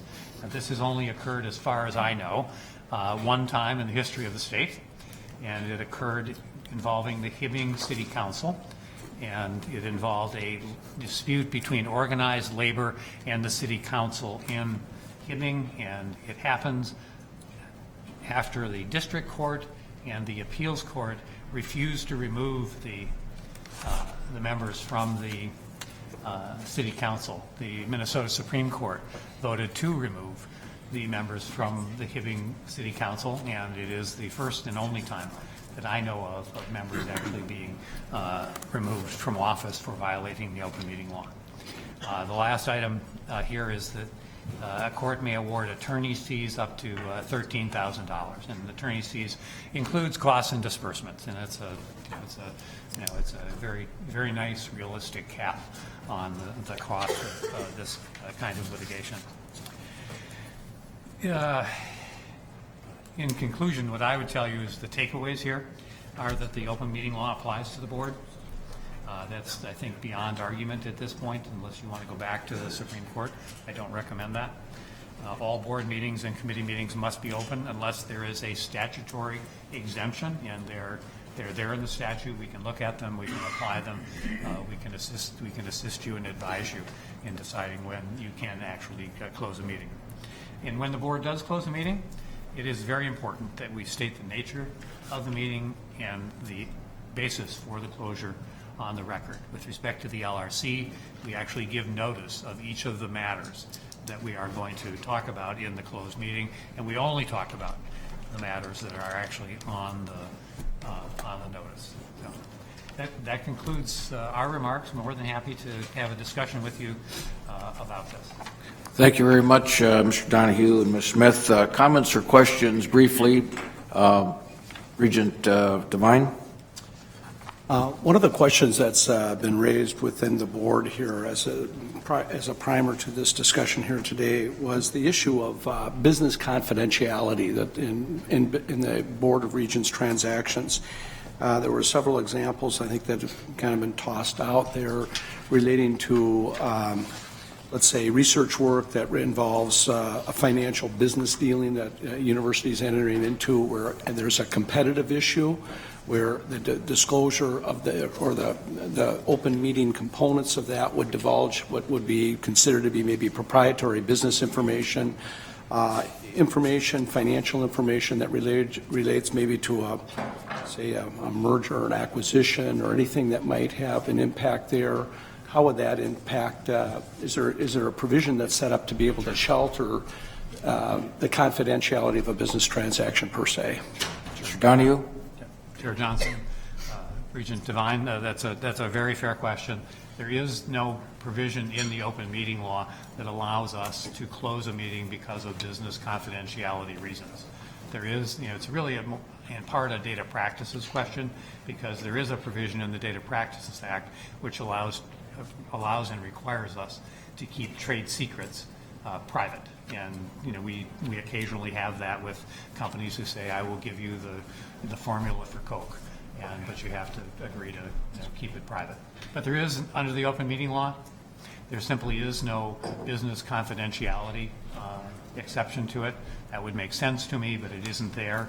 If it comes up in the context of litigation, then we could do that. So, I mean, I know you're interested in that, and unfortunately, the answer is that the law would need to actually change for us to, I think, actually do that. Further comments on the open meeting law? If not, Regent Hsu. Thank you, Mr. Chair. Mr. Donahue, could you explain on the personal liability, $300 fine, who would be issuing that fine? And what are the statute of limitations on this incident? Mr. Donahue. Chair Johnson, Regent Hsu. The $300 fine would be imposed by a court, and typically it would be imposed by a district court, and the fine would have to be paid by the individual regent who had intentionally violated. And with respect to the statute of limitations, I don't know the answer to that off the top of my head, but I will find out for you. And I'll let you, and I will let you all know what the statute of limitations is, so you can breathe easier. So just to follow up, Mr. Regent Hsu. Thank you, Mr. Chair. Mr. Donahue, so would we be likely to receive, if there was an incident, would we receive a fine from any district court, or would it be Hennepin County or Ramsey County if we're meeting here? Mr. Donahue? Johnson, Regent Hsu.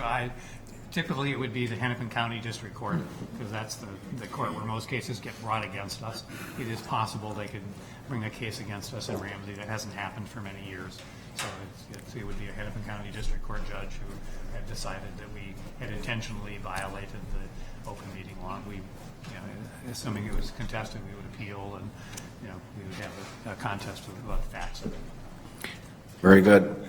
I want to note that we're planning a similar session on the Minnesota Data Privacy Act sometime during one of our spring board meetings.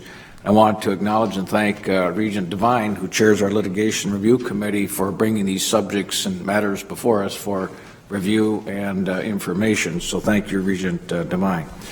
With that, we'll conclude this portion of our meeting. Thank you. Next, we'll review and act on a non-binding letter of intent to negotiate definitive agreements to combine Fairview and UMP into a new mHealth, which will be a single integrated academic health system. This is an important step toward elevating the profile of the university's academic health sciences, which is one of the board's highest priorities. Would ask President Kaler to provide some opening comments, followed by comments from Regent Simmons. And before President Kaler, I want to acknowledge Regent Simmons and Regent McMillan for their special work and efforts in this very important matter. President Kaler. Thank you, Mr. Chair. This is a historic day. I'm recommending today approval of a non-binding letter of intent that outlines a vision to create a single integrated academic health system. This signals an agreement between the University, Fairview Health Services, and the University of Minnesota physicians to enter into a process to develop definitive agreements that will combine Fairview and UMP into a single integrated academic health system, eventually under the University of Minnesota Health brand. It's expected that those agreements will be brought to all three boards for approval in 2016. To provide world-class health care and be a world-class medical school, we need to become a world-class health system. And this would combine the region's premier physician groups with one of the oldest and most respected health systems in the state. This letter of intent is a huge first step towards a partnership that will best position us to inspire discoveries, shorten the time between those discoveries and their practice, provide exceptional clinical care, and be competitive in the evolving health care marketplace.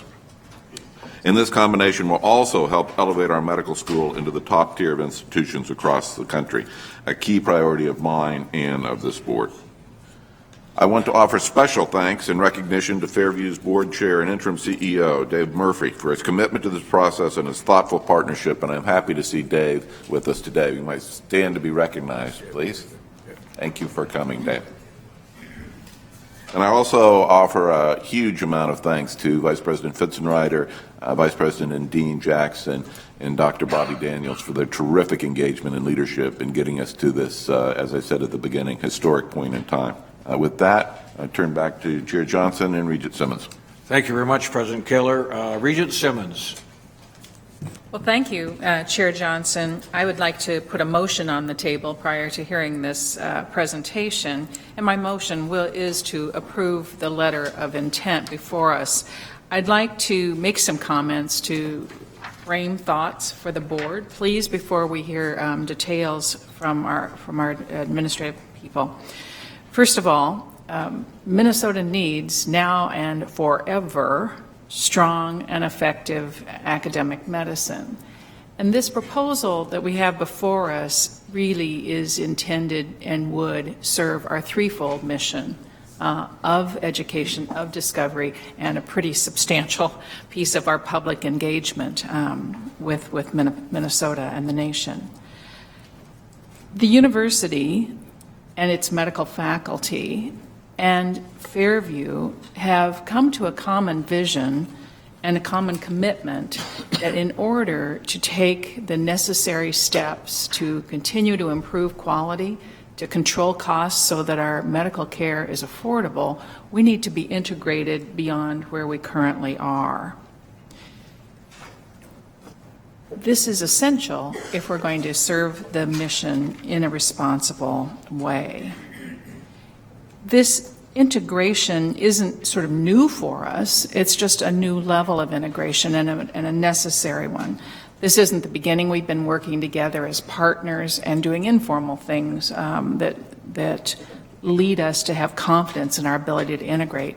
The mHealth initiative has demonstrated progress and success that should give us confidence in being able to do more together. So no, this isn't the beginning, nor is this the end, but this is a critical step for us to consider.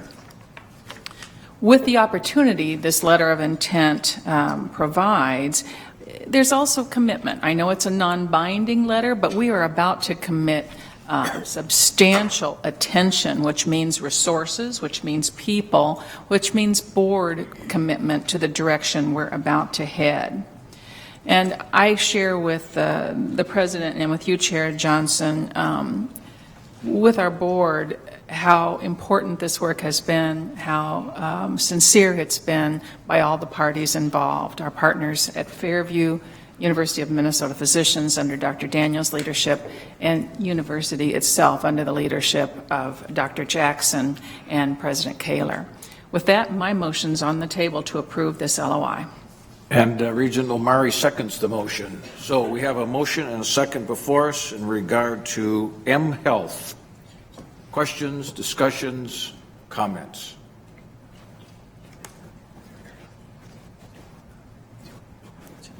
Very good. Okay, let's go to Dr. Jackson and Dr. Daniels and Mr. Fitzenreiter. Thank you for all of your work. Dr. Jackson.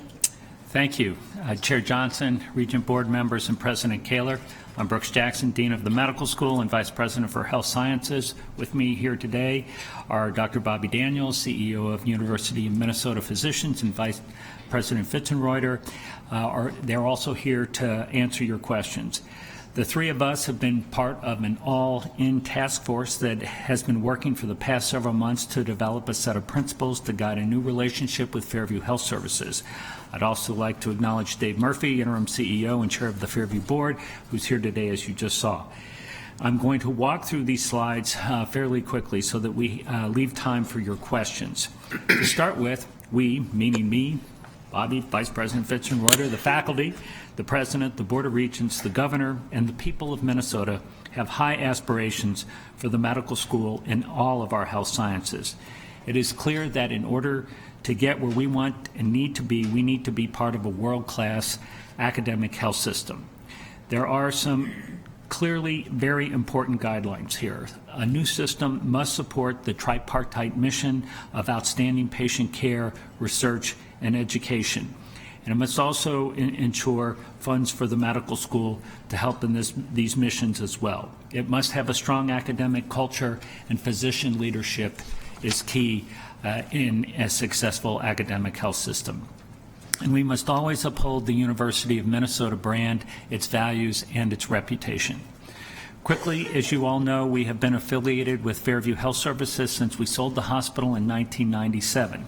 In 2013, we made a significant step towards integration with the formation of mHealth.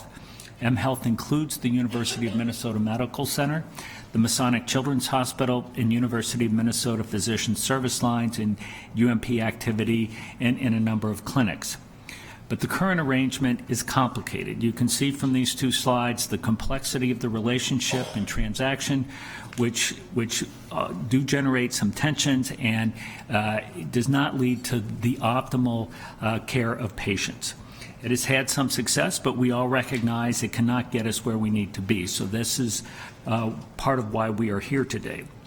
The second, and I do want to stress, the most important thing here is the vision we have to be truly a world-class academic health system, which we need for a world-class medical school, so that we really can provide outstanding patient care, research, and education.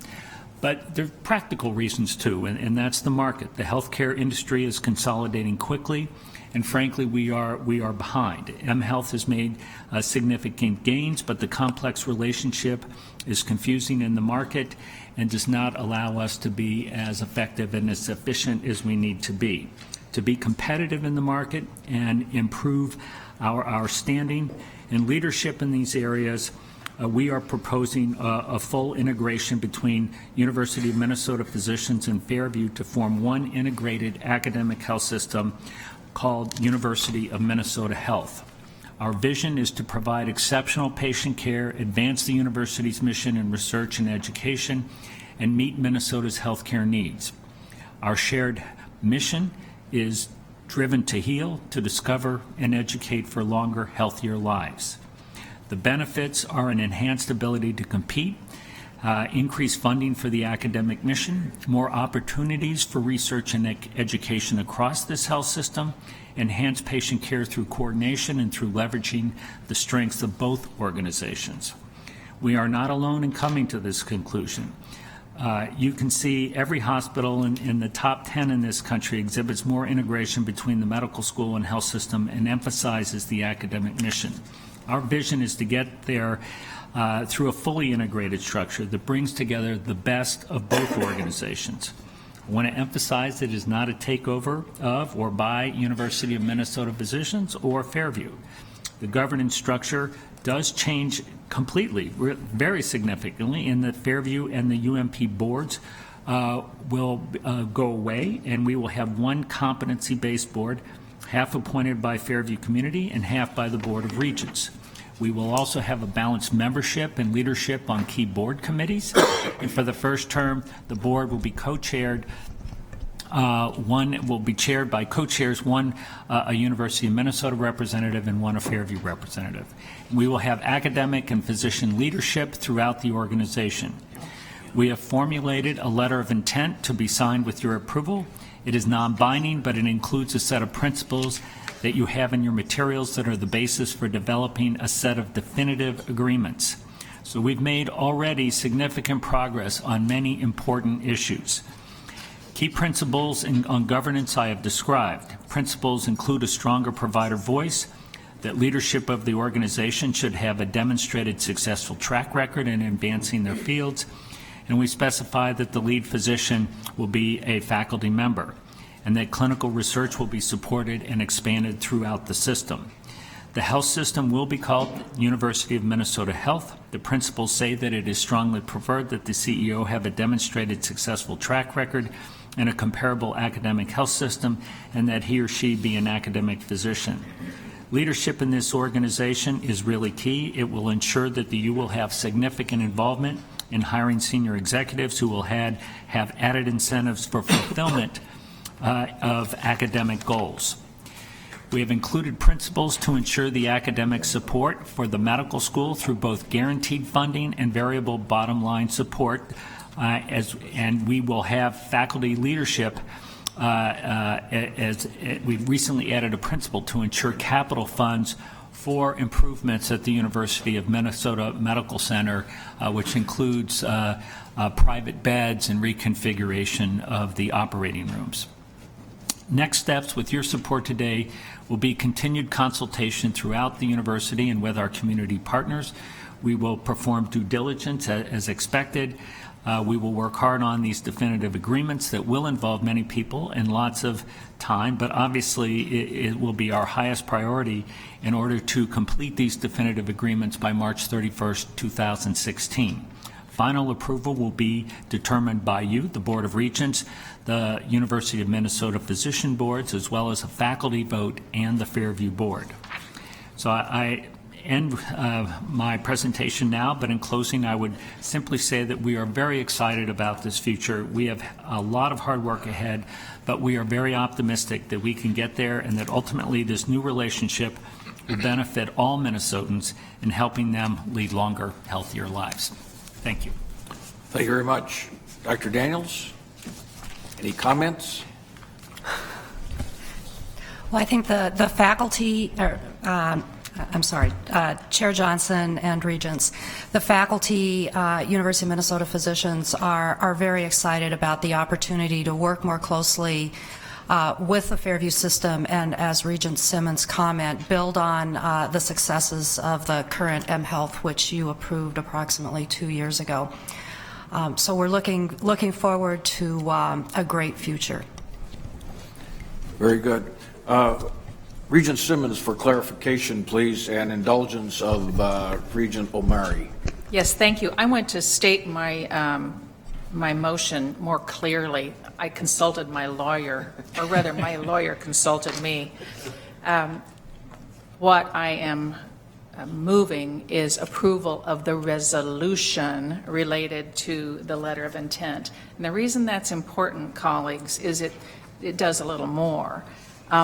By approving the resolution, we authorize the President and Vice President for Health Sciences to sign a non-binding letter of intent and to enter into the development of definitive agreements.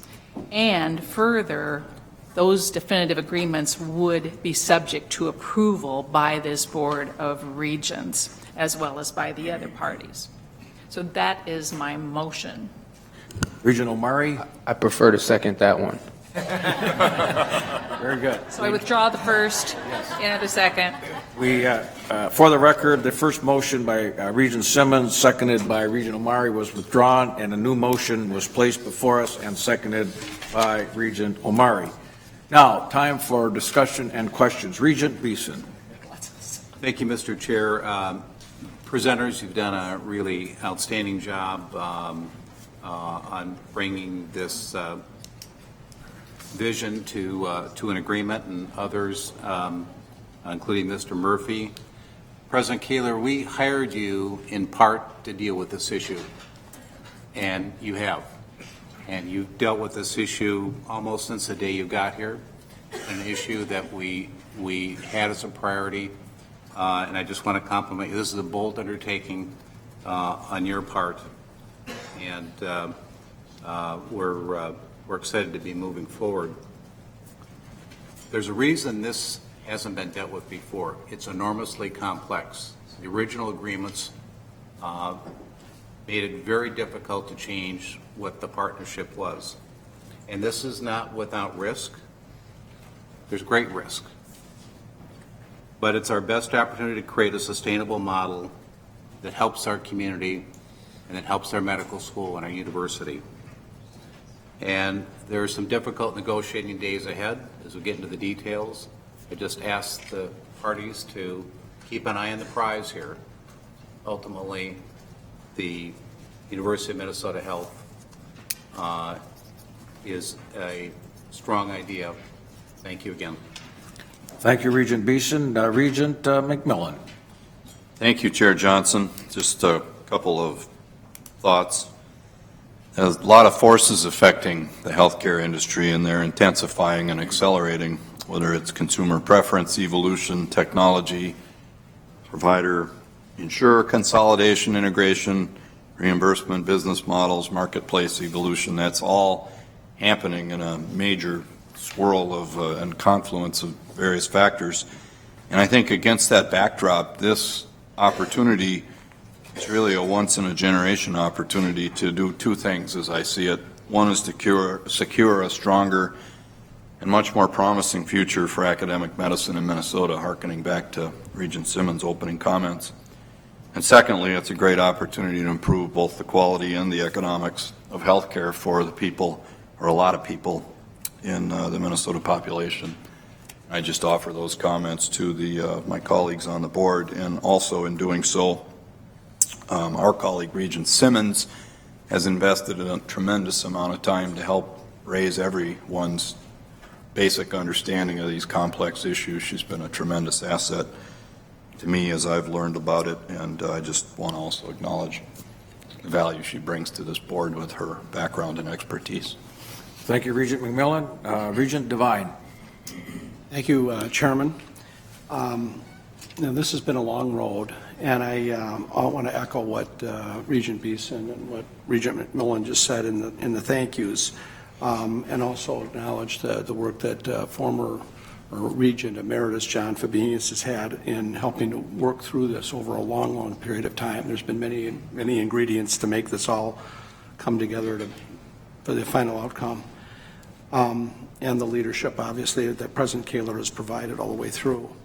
This really is going to be a historical integration. I see it as really being transformational for the people of Minnesota. And the aspects of it that I think are really particularly important, and echoing some of what Regent McMillan just said, is when we look at the vast output of the medical education community here within the University of Minnesota. I hear different numbers, but roughly 80% of our people that are educated here stay in the state of Minnesota. And the impact of that, and particularly in a dominant footprint that Fairview has, will definitely impact both the care that we give, but also the research, the practical application of research going forward, which is obviously one of the goals that we have of doing this.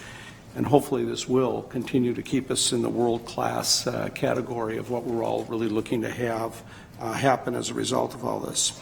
Question I have is one that came up the other day to me was, what's really going to be the impact outside of Minnesota or outside the Twin Cities here? Specifically the question came from, what's the impact up in Duluth and the whole base that we have up there?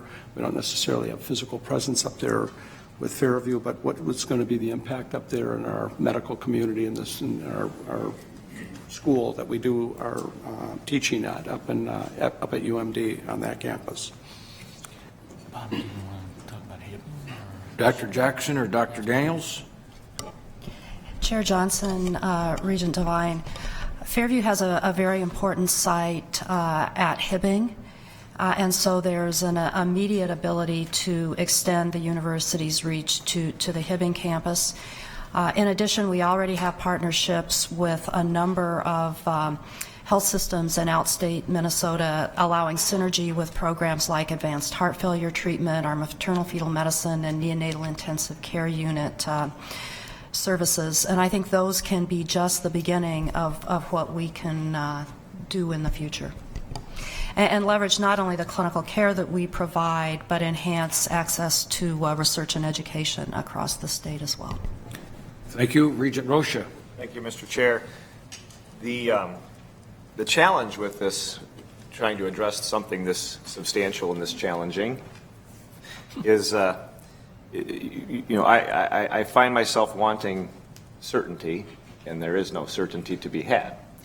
The issue for the university is certainly 30 years old, as HMOs and other consolidations started occurring so rapidly. And again, having spent time on a 16-passenger bus going around and looking at community clinics, trying to find a way for the university to cut into the market in order to stop the hemorrhaging that started back then, we've seen things continue to change faster than we could have anticipated even then. And I support this. I think this has been very well thought out. I think it has a great deal of promise. I do raise the concern, and Dr. Jackson, I know I've raised this with you, that the current market and the fact that the market has sort of forced the university into a competitive role with the rest of the state's providers versus that sort of supplemental role that we had prior to the consolidation is going to be a tremendous challenge. And so whether this will be enough will be borne out by time, but to the extent that where we are is not functional, I think this is a very positive step. And so we'll certainly continue to watch, and where I've talked a little bit about a bigger approach, I think that in the absence of that bigger approach, whether it's going to a clinical approach to medical school or otherwise, I think this has been very well crafted, and I will support it. Thank you very much. Regent Braun. Thank you, Mr. Chairman. Following on Regent Beeson's comments about risk, risk tolerance is interesting in that there's a lot of concerns over the risk of doing something, but oftentimes we forget the concerns that we should have over the risk of doing nothing. And I think that this is one of those situations where the risks of doing nothing outweigh the risks of doing something right.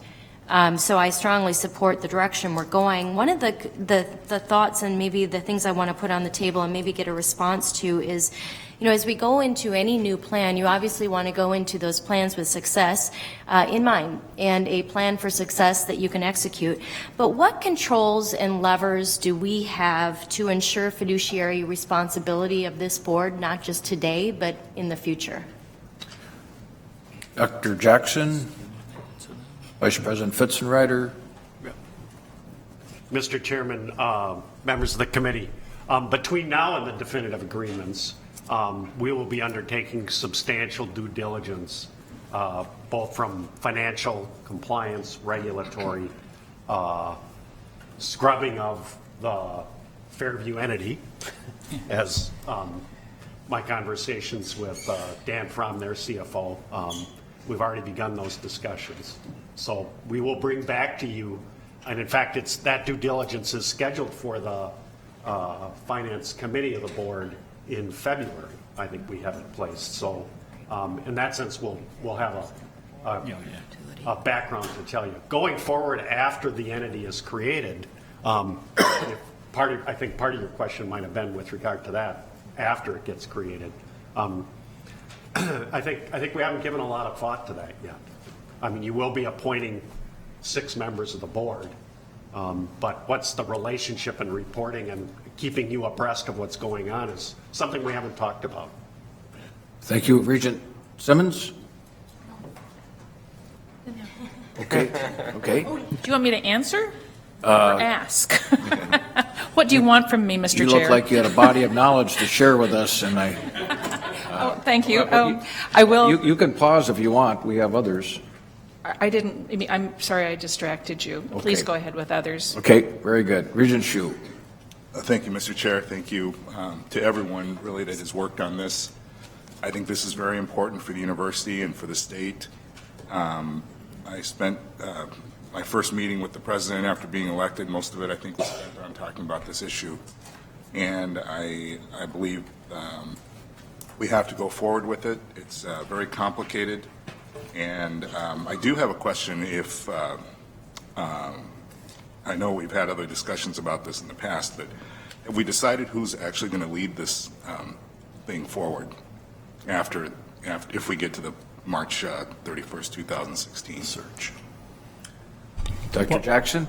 There is a search process that has been agreed to for a new CEO of the system that will be jointly 50-50 members of this committee appointed by the university as well as Fairview. And that CEO recommendation will go to the new board of University of Minnesota Health, who would then obviously appoint this person or hire this person. So we do anticipate that, as I said, that this person will have a successful demonstrated track record in a comparable health system. In terms of the board, as I said, what's been agreed to is, at least for an interim period, that there be co-chairs of the board appointed by one of the university board members and one of the Fairview community board members as those co-chairs. Those 2 individuals have not been selected at this point. That would be in the definitive agreements, I believe. Regent Hsu. Thank you, Mr. Chair. I was just curious because I had seen something in the past that said, or that led me to believe that there was going to be a coin toss. There was going to be one chairman, not a co-chair situation. Right. So right now it's co-chairs. We thought initially that would be very important to do that. Okay. Thank you. And then just one more comment. Regent Hsu. I think in the resolution we may want to add another whereas, and and that would read, whereas failure is not an option. So noted. Regent Simmons. I just wanted to comment on the issue of hiring the CEO because it's critical. I don't think anything in our principles or in the formation of this new board assures success. We will need a CEO with vision and ability to lead an integration. We're fortunate because it's not an accident that the current interim CEO of Fairview is committed to this integration. So we're positioned well to make a very good choice together. Thank you. Regent Cohen. Thank you, Chair Johnson. There's a little piece of me that worries. I hope this board is not in the position 20 years from now that selling the hospital, perhaps the board that made that decision in 1997 was in. Nevertheless, I strongly support this and thank the people who have worked so hard and diligently on it. I do believe we can't just stay with the status quo and that we are moving in the right direction. It gives me a lot of comfort that our physicians, our UMP, has voted for this because I think they're intimately involved and it's very, very crucial. So it's one of the things that I think is really important. Thank you. Before we get to the vote and call on President Kaler for concluding comments, I want to thank my colleagues for taking on this extremely important challenge. And it's one of our grand challenges as a board and top priorities, and I want to thank each of you for that, and you who are at the table and all who are involved in this. I quipped to President Kaler, I said, if this works well, he'll take credit. If it doesn't work so good, I get the blame. So anyway, President Kaler. Well, thank you, Chair Johnson. I will work very hard to be sure that there is no blame to share. In anticipation of a positive vote in a few seconds, I thank this board for their engagement and guidance as we move this extremely important project forward. As I said, this is a historic event, and I think our ability to go all in, as Dave Murphy likes to say on this, will truly change the situation of our medical school, our allied health programs, and move this university forward more than any other single thing can do. So I thank you for your support. Very good. Thank you. On the motion, all in favor indicate by saying aye. Aye. Those opposed, motion prevailed. Thank you very much. Congratulations. Very good. Yeah. The next discussion item serves as companion to our September work session on the fiscal 17 budget assumptions. Understanding major cost drivers is an essential part of setting budgets that balance our priorities. Turn now to Vice President Fitzenreiter, and I believe Ms. Tonneson will join us at the table as well. President Kaler, opening remarks. Thank you, Mr. Chair. The purpose of this presentation is to highlight changes in university costs over time and focus on major cost drivers and their implications for our future. I think you'll see what we know. At its core, from our medical school to the Twin Cities College of Liberal Arts, from Crookston to Extension, this university is in the people business. And we need world-class scholars and top-notch administrators to ensure that our students, the most important people of all, have the best minds, best mentors, and best support systems to allow them to succeed, be healthy, and graduate on time. With that, I'll turn over to Fitz and Julie. Mr. Chairman, members of the committee, just in case, I was kind of hoping I'd be sandwiched between some presentation today rather than end on I'm sure you've had enough numbers in the last 2 days, but we are going to share some more data with you. Really is an extension of our conversations that we've been having about the framework last month and budget assumptions in the committee. And we're going to talk about today what are some of the significant cost drivers of the university. We are going to provide you data looking backwards in time. But when, you know, and you've heard it time and time again, we are a people business, and our personnel costs, our salary and fringe expenses do drive the budget at the University of Minnesota. Facilities is also a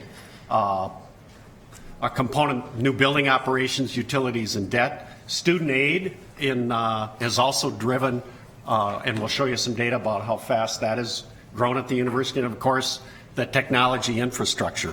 So to remind you of our all-fund budget structure for the university, there's a big sum, but what we're going to talk about today is just the non-sponsored funds of the university without, to be clear, internal sales, which of course is spending inside the university of internal business units, printing, et cetera.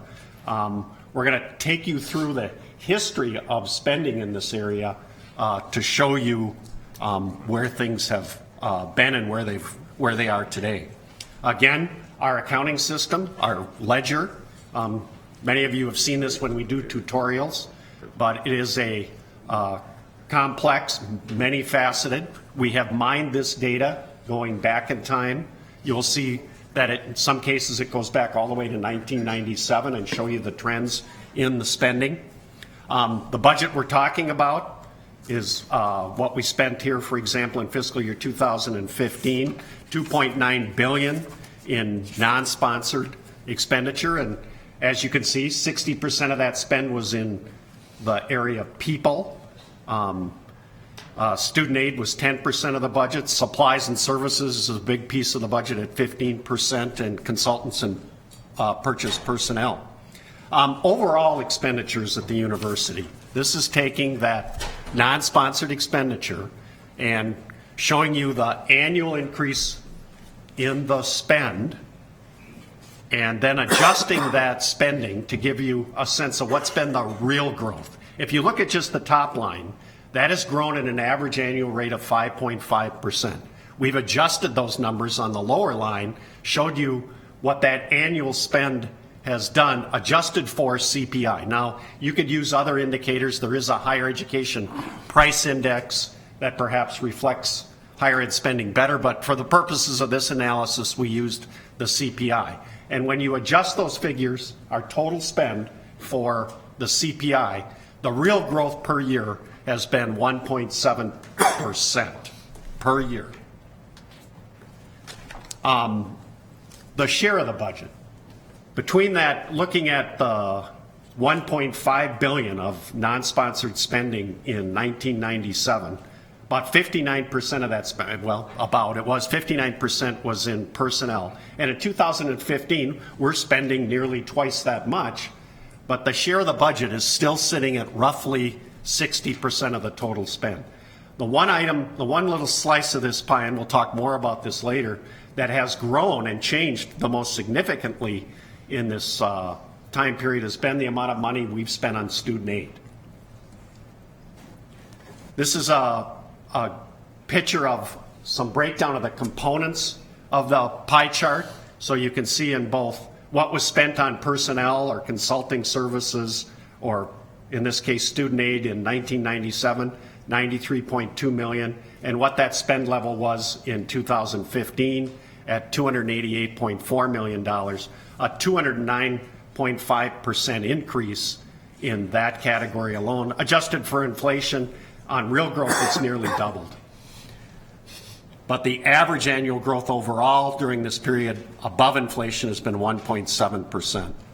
On the salary and fringe, which again is our single biggest component, that combined salary and fringe has grown about 5.5% a year. If you adjust that for CPI, the real growth in the salaries and fringe benefits has been at a 1.9% annual rate. If you dissect that and you look at what's the salary component of that bar chart done on an adjusted basis, the lower chart, the blue, the salaries, that's grown in an average real growth above CPI at 1.3%.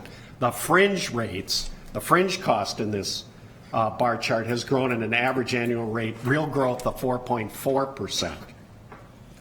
The fringe as a percent of the total spend was 18% in 1997 and today is at 24%. The percent of salary spend has actually, as a total of the budget, has changed. So there's been a shifting between fringe costs and salary costs during this time period. However, you would ask, well, and there was a question yesterday by Regent Shu, what's the head count change? And we went back in time here to give you the head count, and you can see here that the head count from fall of 2000, that's when we actually measure it, the head count here at the university. And when you look back in time, it's grown overall at 8.5% between 2000 and 2014.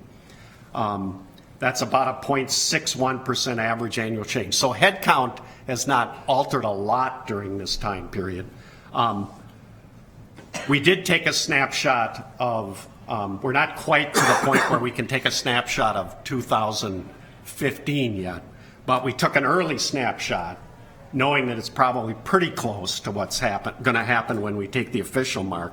And if you look at faculty, P&A, civil service, and labor represented employees between 14 and 50, faculty headcount went up about 1%. And I think we see that because of the MinDrive initiatives where we are hiring faculty. P&A employment between 14 and 15 stayed flat. And civil service and labor represented employees went down. We think this will bear out when we take the official. They each went down about 2%. Overall employment between 14 and 15, it's looking like it'll be down for those categories of faculty, P&A, and civil service, down about 1%.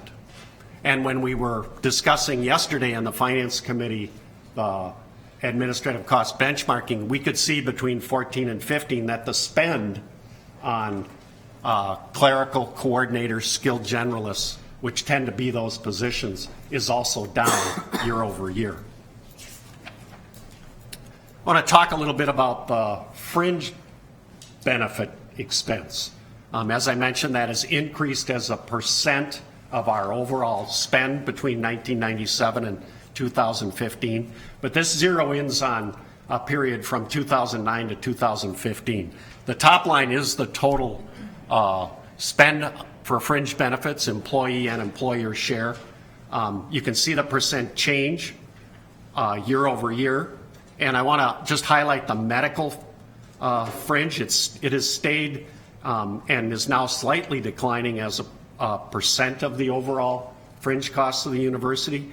And the lines below, the bottom line is the employee share of the medical fringe costs, and the orange, I'm not colorblind, but orange is the employer share. And you can see that the employer share is very flat, and there's been a slight increase in the employee medical fringe, and that's been part of what has happened here at the university in recent years as we've tried to control our overall growth. There are wellness programs that we have, but we also have, as a necessity, made some shifts in the percent of the cost of our medical care between the employer and the employee here at the university. When it comes to an academic or support unit at the institution, and we also discussed this yesterday in the Finance Committee, they also face, because we are an overall people business, they face the costs of salary and fringe. So in this case, College of Liberal Arts, of course they pay the cost pools, but when you remove that from their budget, almost every academic and support unit at the institution is heavily people. There really is not a great deal of other money in the academic units at this institution for their pretty bare bones supply budget, consultant and purchase personnel budget. We are people, and that is what really drives our costs. And if we add program and add things that we do, it's always about people. This is the Senior VP in Academic Affairs and Provost. That budget for Provost Hanson is 80% people. It's not dissimilar from what an academic unit faces when we have cost increases. This is, I won't spend too much time on this slide, but this is just all the other spending and what's happened both on an adjusted and unadjusted basis. I think probably, one of the significant ones is, of course, you can see it in the orange. It's the student aid that has grown significantly over this time. I'm going to jump ahead to cost pool allocations. This is just what goes into the cost pools. And just to highlight other cost drivers at the institution, as you know, we have a cost pool budget process where the central overhead costs and utilities and debt leases are charged out to the units. And again, you can see in this chart what's happened between 07 and 16.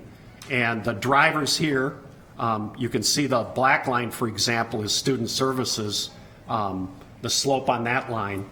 And that's driven in large part by, again, the increases in the Promise Scholarship Program is what's driving that particular line. You can see as well the utilities is a driver. Recent years from 12 to 16, it's been relatively flat. It's a good thing. This gives you just the year-over-year changes in these expenses. They do fluctuate considerably here depending on where we are on new building operations. There is another component of cost drivers at the university I think bears mentioning, and that's the fact that we grow our square footage. And that's the bold black line on this chart where square footage has gone up. But our investment in R&R, repair and replacement, has not kept up with inflation. And there's another thing going on that, Vice President Wheelock and I think everyone is aware of, is that there's another expense we have at this institution, and that's the fact that we're expensing our buildings without taking care of them. We are using up the asset, and that's an expense that doesn't hit the financials statements or the budget of the university. It's simply an asset that we're really chewing through. And that's an expense that is going to hit this university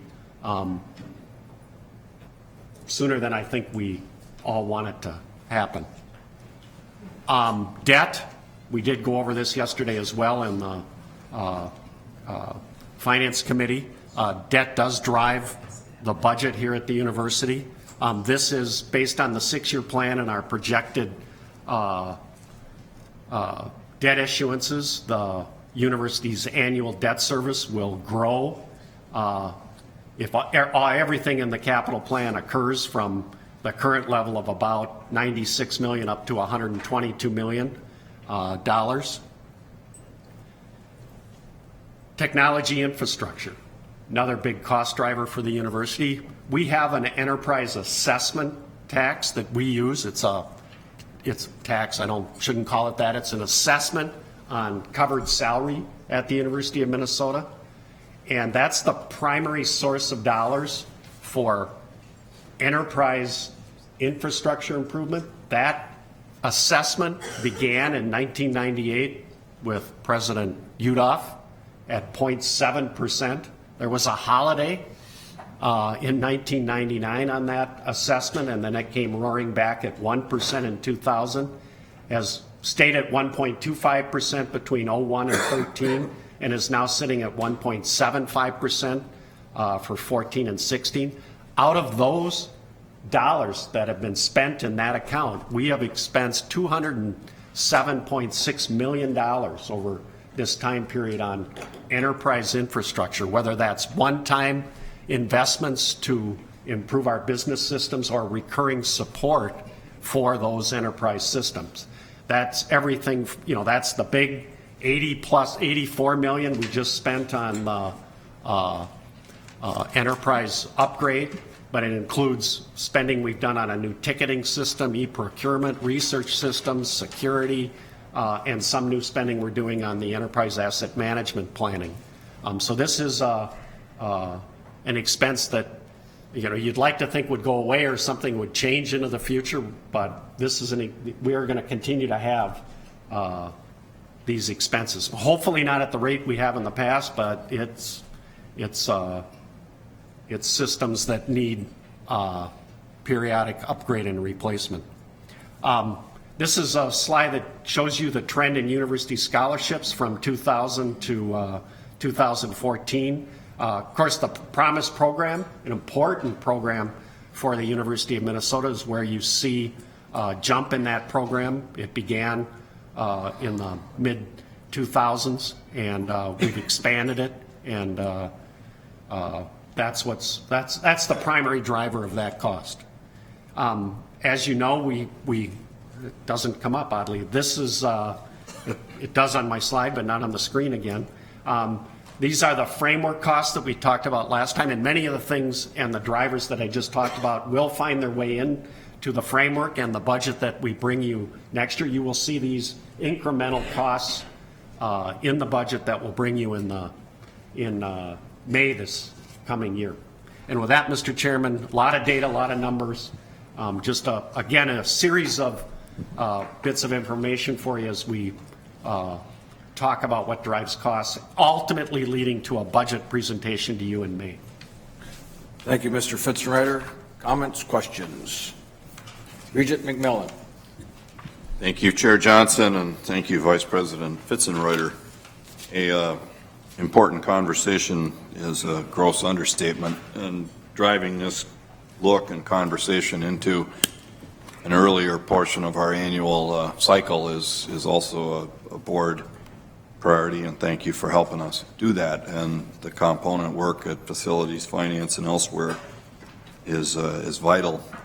One question / comment as I go all the way back to your first slide with the 4 buckets of significant cost drivers, and the way you closed with saying, I wish technology infrastructure costs would go away or lessen. I don't think technology infrastructure costs are ever going to go down. They're probably going to potentially go up. But as we come to the close of the enterprise system upgrade work, and we bring with that job family redesign, some of those sorts of tools, I would hope at some point would give us a category of what I'll say technology-enabled cost savings to look for. And the infrastructure costs probably aren't going to go down, but perhaps what we do with new and enhanced infrastructure and cutting-edge things like that should at least give us some tools to look for in ways that perhaps we can find some ways to bend the cost curve here. And I don't know if you want to comment on that or President Kaler, but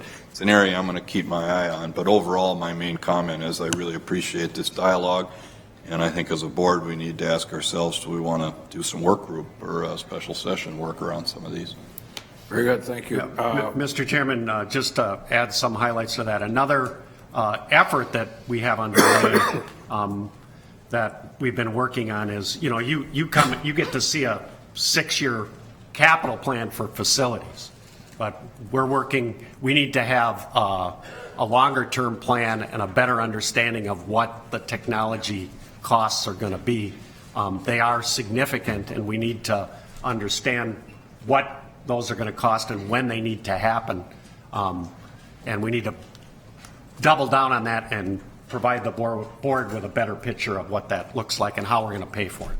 Thank you. Regent Beeson. Thank you, Mr. Chair. One of the takeaways is the amount of money we spend on student aid. And oftentimes we talk about the flip side of that, which is the tuition revenue. Keeping that in mind as we go into enrollment strategy, it is a function of enrollment strategy, and it is a variable expense, and whether that needs to increase or stabilize will be on the table. Very good, thank you. Regent Devine.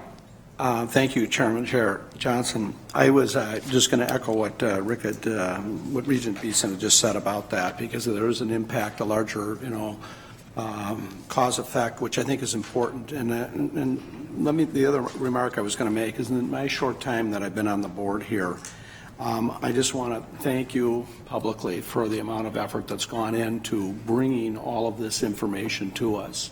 It's really been a positive move. I'm sure if I look down the table here and say if Clyde Allen was here, or John Fabinius, or Regent Larson, they would be both heralding, or all three of them would be heralding the work that we've done now to help us better understand all of the bigger financial pictures and the direction that we're going right now. And I think that that's really noteworthy here in what we've done and how helpful it really is to help us make these decisions and to frame out the future here at the University of Minnesota. So I want to acknowledge that and thank both of you for that. Thank you, Regent Broad. Thank you, Mr. Chairman. You know, we talk a lot about bending the cost curve, and I think it's obviously extremely important. But one of the takeaways for me out of this data is the fact that to bend the cost curve, we have to look at personnel. And that's a challenging conversation to have. And when I think back, Mr. President, you think sometimes I might not listen to you, but I heard this comment you made, the first speech you gave at this university very clearly. And it was, if we're not excellent at it, we maybe ought not be doing it.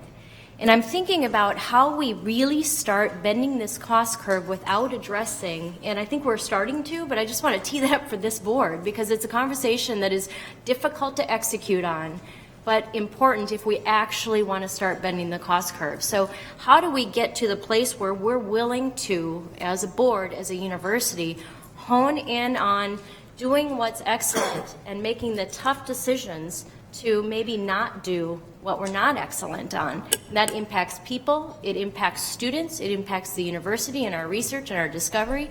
But those things, if we want to talk about bending the cost curve, I think we've got to be forthright in that conversation. And Mr. President, I know that you've teed that conversation up for us, and I just wanted to highlight it a little bit more. And I think this information that Vice President Fitzenreiter brought us essentially tells us, you know, put up or shut up on that. And we either have to stop talking about bending the cost curve, or we need to start bending it. And so with that, Mr. Chairman, one of the that's just more of a comment, maybe a lecture, I'm not sure. But the question I guess I would have, though, relative to the information is for Vice President Fitzenreiter on a whole different issue, which is when you said chewing up the assets, what do we do different? How do we change that piece of it? That's a you know, one is big and this one is more of a particular question. Mr. Fitzenreiter. I think clearly part of that strategy has been expressed accurately by Vice President Wheelock. We got to take some junk down. We get rid of some space that just costs too much, doesn't serve its purpose, is inefficient, and we need to get that done. And that would really help bend that cost curve, that chewing up of an asset. And the second strategy is I think we've got to invest more dollars in the R&R budget system-wide. We're relying on HEAPR. It's not getting the job done. It's important, critical, but we need to put some more dollars in there. Thank you.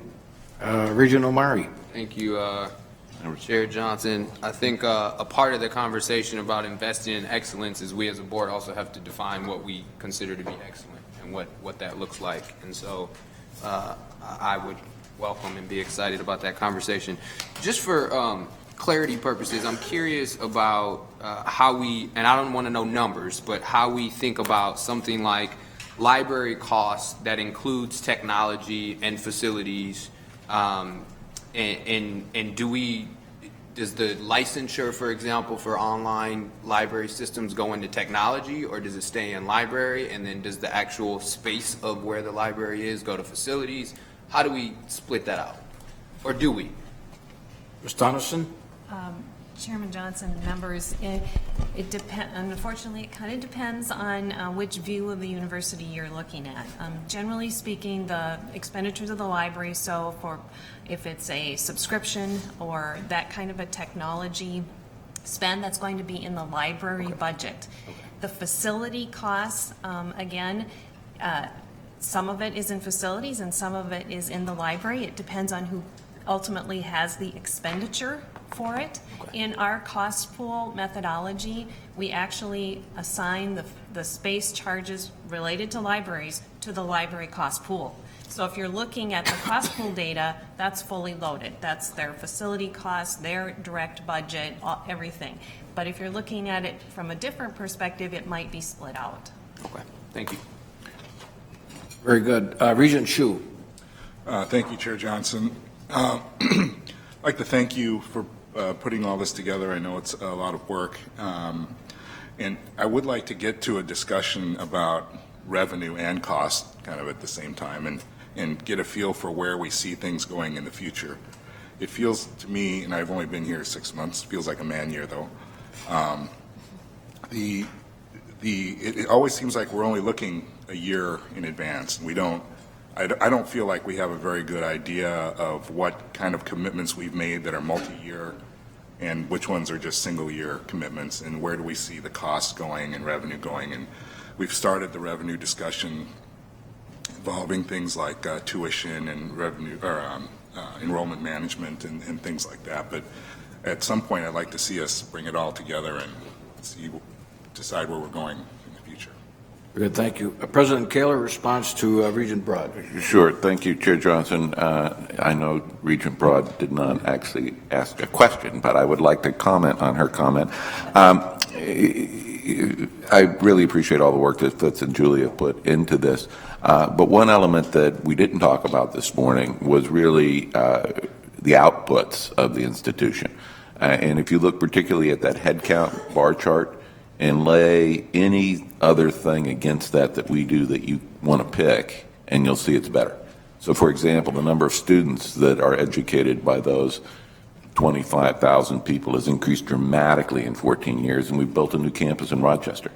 The amount of federal research dollars per capita is increased by factors of 2 or 3. I was actually looking for data on mine, but then I can't log in, so that's a whole separate technology problem. The delivery of outreach that we do, the number of 4-H kids, et cetera, every single one of those shows really increased efficiency and productivity. And that resonates really with Regent McMillan's comment about technology, because what that means is that we are leveraging those people more effectively to deliver on all of our missions. So when you look at the bending the cost curve, the other side of that argument really is, what are you doing with those dollars in delivering on mission? And we're doing pretty well in that category. Very good. Thank you very much for your presentation and your efforts. Much appreciated. We now turn to the report of the committees, beginning with, on behalf of the Finance Committee, Regent Beeson. Beeson, please.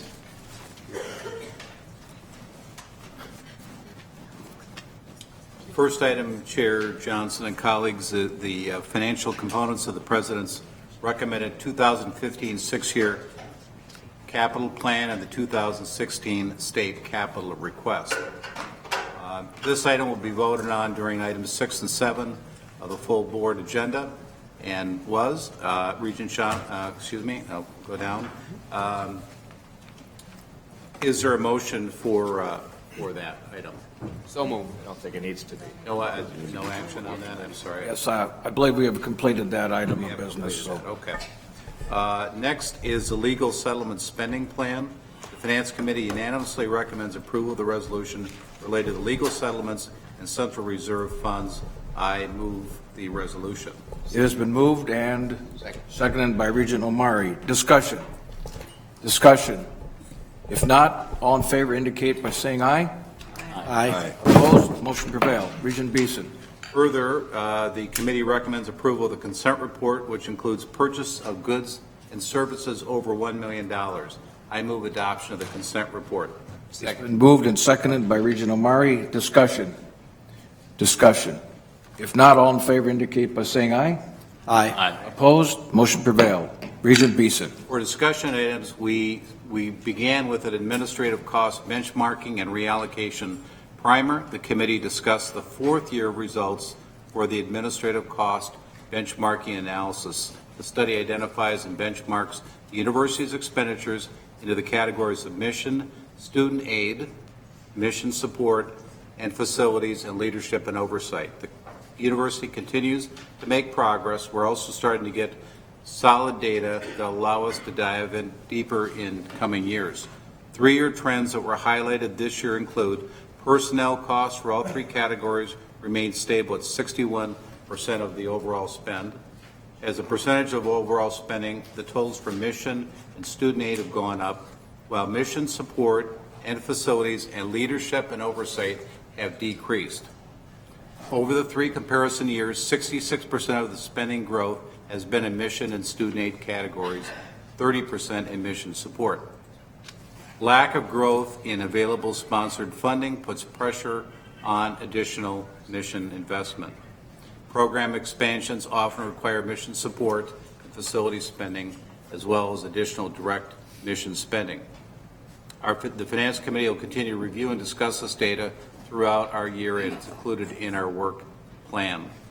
Informational items, we received 2 this month: Quarterly Investment Advisory Committee update and Debt Management Advisory Committee update. That concludes my report, Mr. Chair. Thank you, Regent Beeson. On behalf of the Audit and Compliance Committee, Regent Broad. Thank you, Mr. Chairman. There are numerous audit activities, internal audit activities occurring here at the university, but the committee itself did not meet. Thank you. On behalf of Academic Student Affairs, Regent Cohen. Thank you, Chair Johnson. The action items were the committee unanimously recommends approval of the consent report, which includes program additions, changes, and discontinuations. I move adoption of the consent report. Motion, and there is second? There's motion and second. Discussion. Any discussion? If not, all in favor of the motion indicate by saying aye. Aye. Those opposed, motion prevailed. Regent Cohen. The discussion items and non-action items, the committee had a robust discussion on system-wide enrollment management. In particular, our conversation really focused on the balance of Minnesota students versus non-resident, non-reciprocity, and international students.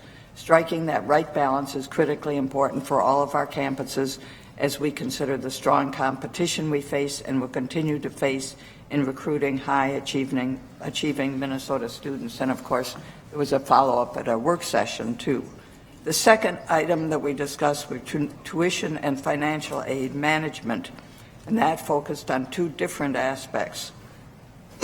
One being our role in providing financial literacy education for students, and secondly, understanding the breakdown of the various types of financial aid utilized across the system. We talked about merit and need aid and the impacts of those programs on the tuition revenue that support each of our campuses and colleges. We look forward to taking a deeper dive on this topic at the board's work session in December. That concludes my report. Thank you very much, Regent Cohen. On behalf of Facilities Planning and Operations Committee, Regent McMillan. Thank you, Chair Johnson. The committee met yesterday and we addressed 4 asset-specific budget or capital budget amendments and schematic plans. We also approved the 6-year capital plan and the 2016 annual capital request. Those last 2 we've already dealt with as a board. So I will walk through the asset-specific approvals and seek this board's approval as well. First, and our most substantive item yesterday was the Athletes Village, and the committee voted unanimously to recommend approval of the schematic plan and the capital budget amendment for the Athletes Village. The committee also voted unanimously to recommend approval of the President's recommendation to reserve $20 million in debt capacity to construct an NCAA competition-level track on the east bank of the University of Twin Cities campus and other investments to promote gender equity and Title IX within intercollegiate athletics on the Twin Cities campus. I think we're all quite familiar with the Athletes Village, but it is a new construction of approximately 320,000 square feet, temporary replacement for throwing place on the Twin City or the Minneapolis campus, 3 specific new buildings, and a Center for Excellence flagship facility that'll serve all 725 of our student athletes, focusing on academics, leadership, development, and nutrition. With that background, I move approval of the schematic plan, the capital budget amendment, and the $20 million reservation of debt capacity for the Athletes Village track and Title IX improvements. Second. It's been moved and seconded in regard to the Athletic Village. Discussion. Regent Devine. This is a historic point here with the approval of the Athletic Village, and I just want to make 3 quick points. we are again affirming the role of the student athlete here within the context of the Big Ten, and I think that is significant. And as it relates to the gender equity issues, what we've done in the building and the construction here is really going to be terrific. The academic aspects of what we're doing, I think, is equally important. It reaffirms the board's commitment of the student athlete and the academic performance to increase our graduation rates and our GPAs to keep them at the very highest that we've now been able to achieve, some of the highest in the Big Ten. And then finally, I guess the last aspect is we would be remiss if we didn't thank all of the donors on this private fundraising effort to make this project happen. And again, as I said yesterday, it's a call to action to have the donors that we've got in our university community to help us finish the project to the fullest possible extent. So with that, thank you. Thank you for all the hard work that everybody on the board and the staff has done to make this project come about to the point that they're bringing it to us here today. On the motion, Regent Beeson. Thank you, Chair. I intend to support this. There is great energy around fundraising, and I do want to thank our donors. I think it's an opportunity to also thank our late Regent David Larson, whose commitment early and in a large amount made this project possible. And without David and Janie and his boys, we would not be here today talking about this project. Nice. Nice. I'd also like to thank Good thing to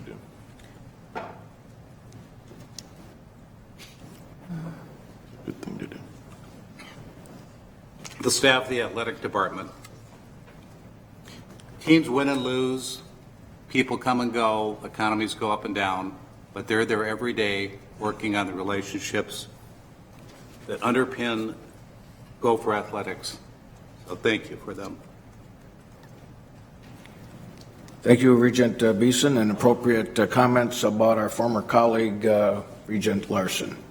Regent Hsu. Thank you, Mr. Chair.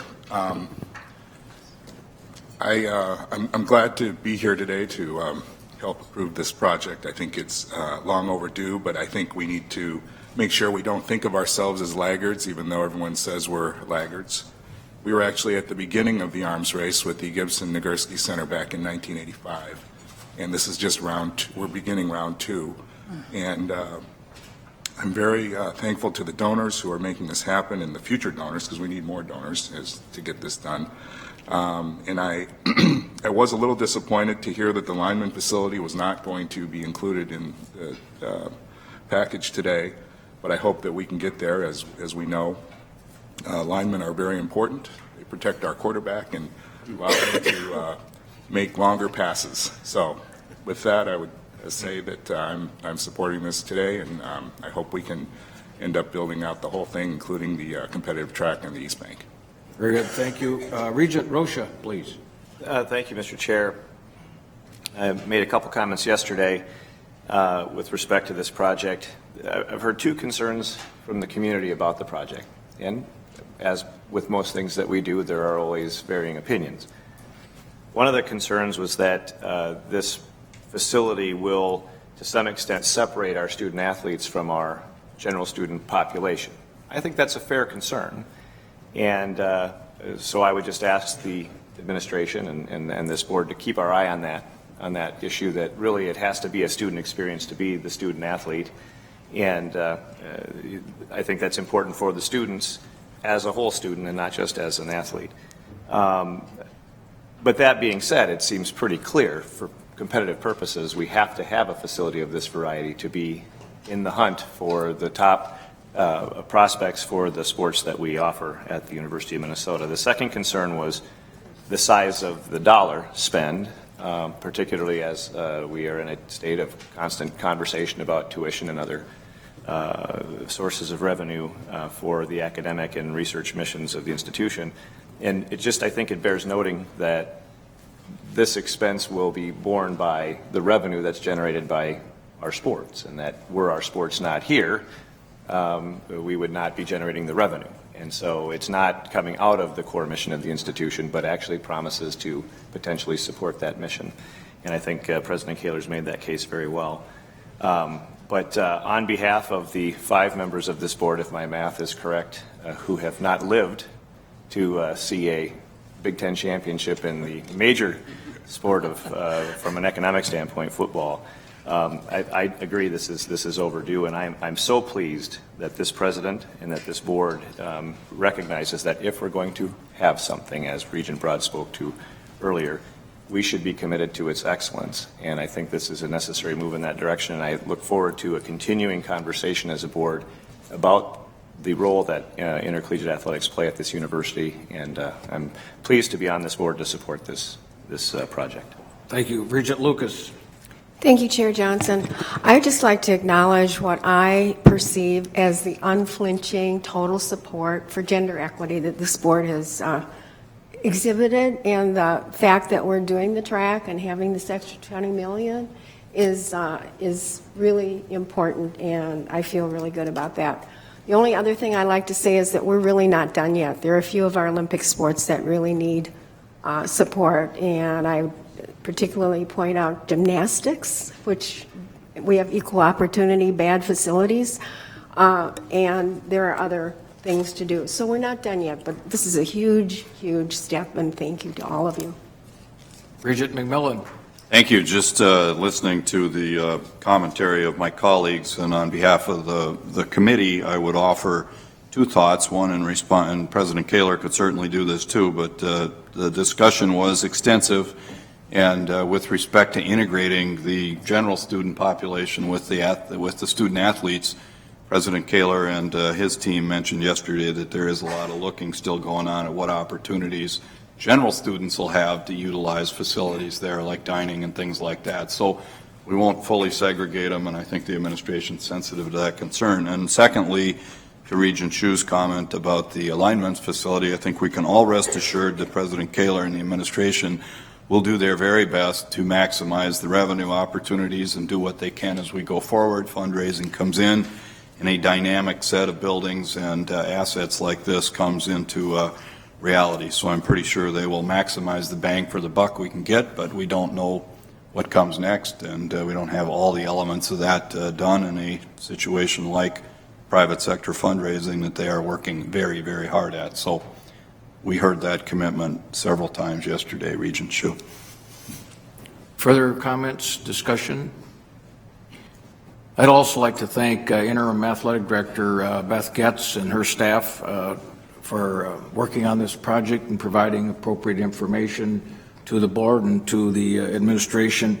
I know as chair, I'm supposed to simply conduct the meetings, but if you'll indulge just a brief comment or two, we ask our student athletes to represent us as a university, which is very, very important. We know how hard all of them work, both in their academics as well as training and competing. And I think this gives them the opportunity and to compete in the Big Ten, compete at the national level, and I think as a university we owe it to them, if you will, so they can have this fair competition going forward. So it's a good project, and I think you know how much the President has worked on this, his administration, and we thank you, Mr. President, for your leadership. So, other comments? We have a motion before us. All in favor indicate by saying aye. Aye. Aye. Opposed? Motion prevailed. Regent McMillan. Thank you, Chair Johnson. The remaining three assets to discuss address our academic and education mission, our athletic mission, and our outreach mission. So let me take the academic one first. In Duluth, the Chemistry and Advanced Material Sciences building has long been a priority of this university's, and the committee voted yesterday unanimously to recommend approval of the schematics and the budget amendment for a 58,000 square foot science and engineering laboratory to be built at the UMD campus. And I would note very specifically and very importantly that this reflects amazingly strong growth in STEM disciplines and a growing need for more chemistry education across all the majors and all the opportunities in Duluth. So I move approval of the schematic plan for the Chemistry and Advanced Material Sciences building. We have a motion before us. So moved, please. And second by Regent Devine. Discussion. Further, any discussion? If not, all in favor indicate by saying aye. Aye. Opposed? Motion prevailed. Regent McMillan. To athletics again, the Siebert Field hitting facility was also reviewed yesterday and acted upon by the committee, and the committee voted unanimously to recommend approval of a capital budget amendment for this project that'll provide a year-round batting practice facility for softball and baseball programs, and is consistent with the overall plan that was developed for Siebert Field replacement back in December of 12, and fundraising efforts have progressed to the point where we can now start on this $1.25 million project and move it forward. I move approval of the capital budget amendment for the Siebert Field hitting facility. Second. Moved and seconded. Discussion. Discussion. If not, all in favor indicate by saying aye. Aye. Opposed? Motion prevailed. Regent McMillan. And to round us out with an outreach project as well, and a second one in the city of Duluth. That's what a coincidence, huh? Restoration of the tennis court garden walls at Glensheen, damaged substantially in a May 2014 storm, and the committee moved yesterday and voted unanimously to recommend approval of a capital budget amendment for restoration of those tennis court garden walls at Glensheen. Total cost of about $860,000, covered entirely by insurance. I move approval of that capital budget amendment. So move. Moved and seconded. Discussion.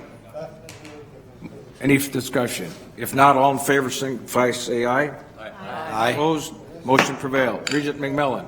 And lastly, some discussion items. A very important one, ensuring a safe university. We heard for the first time from our new chief, Matt Clark, who came and offered not only his personal initial observations, but his sense of work priorities, and discussed at length the strong working partnerships between UMPD and other law enforcement agencies, the work they do to practice and drill for crises and training around crisis intervention, camera upgrades, all sorts of things like that, all of which are vitally important to our students and our employees here at the Twin Cities campuses. So we did not have time to get to long-range facility planning, which is a key piece of this committee's 2015-16 work plan, but it will fit nicely as we begin to tackle some big planning items in December. And lastly, we had final project reviews on 4 projects included as part of the information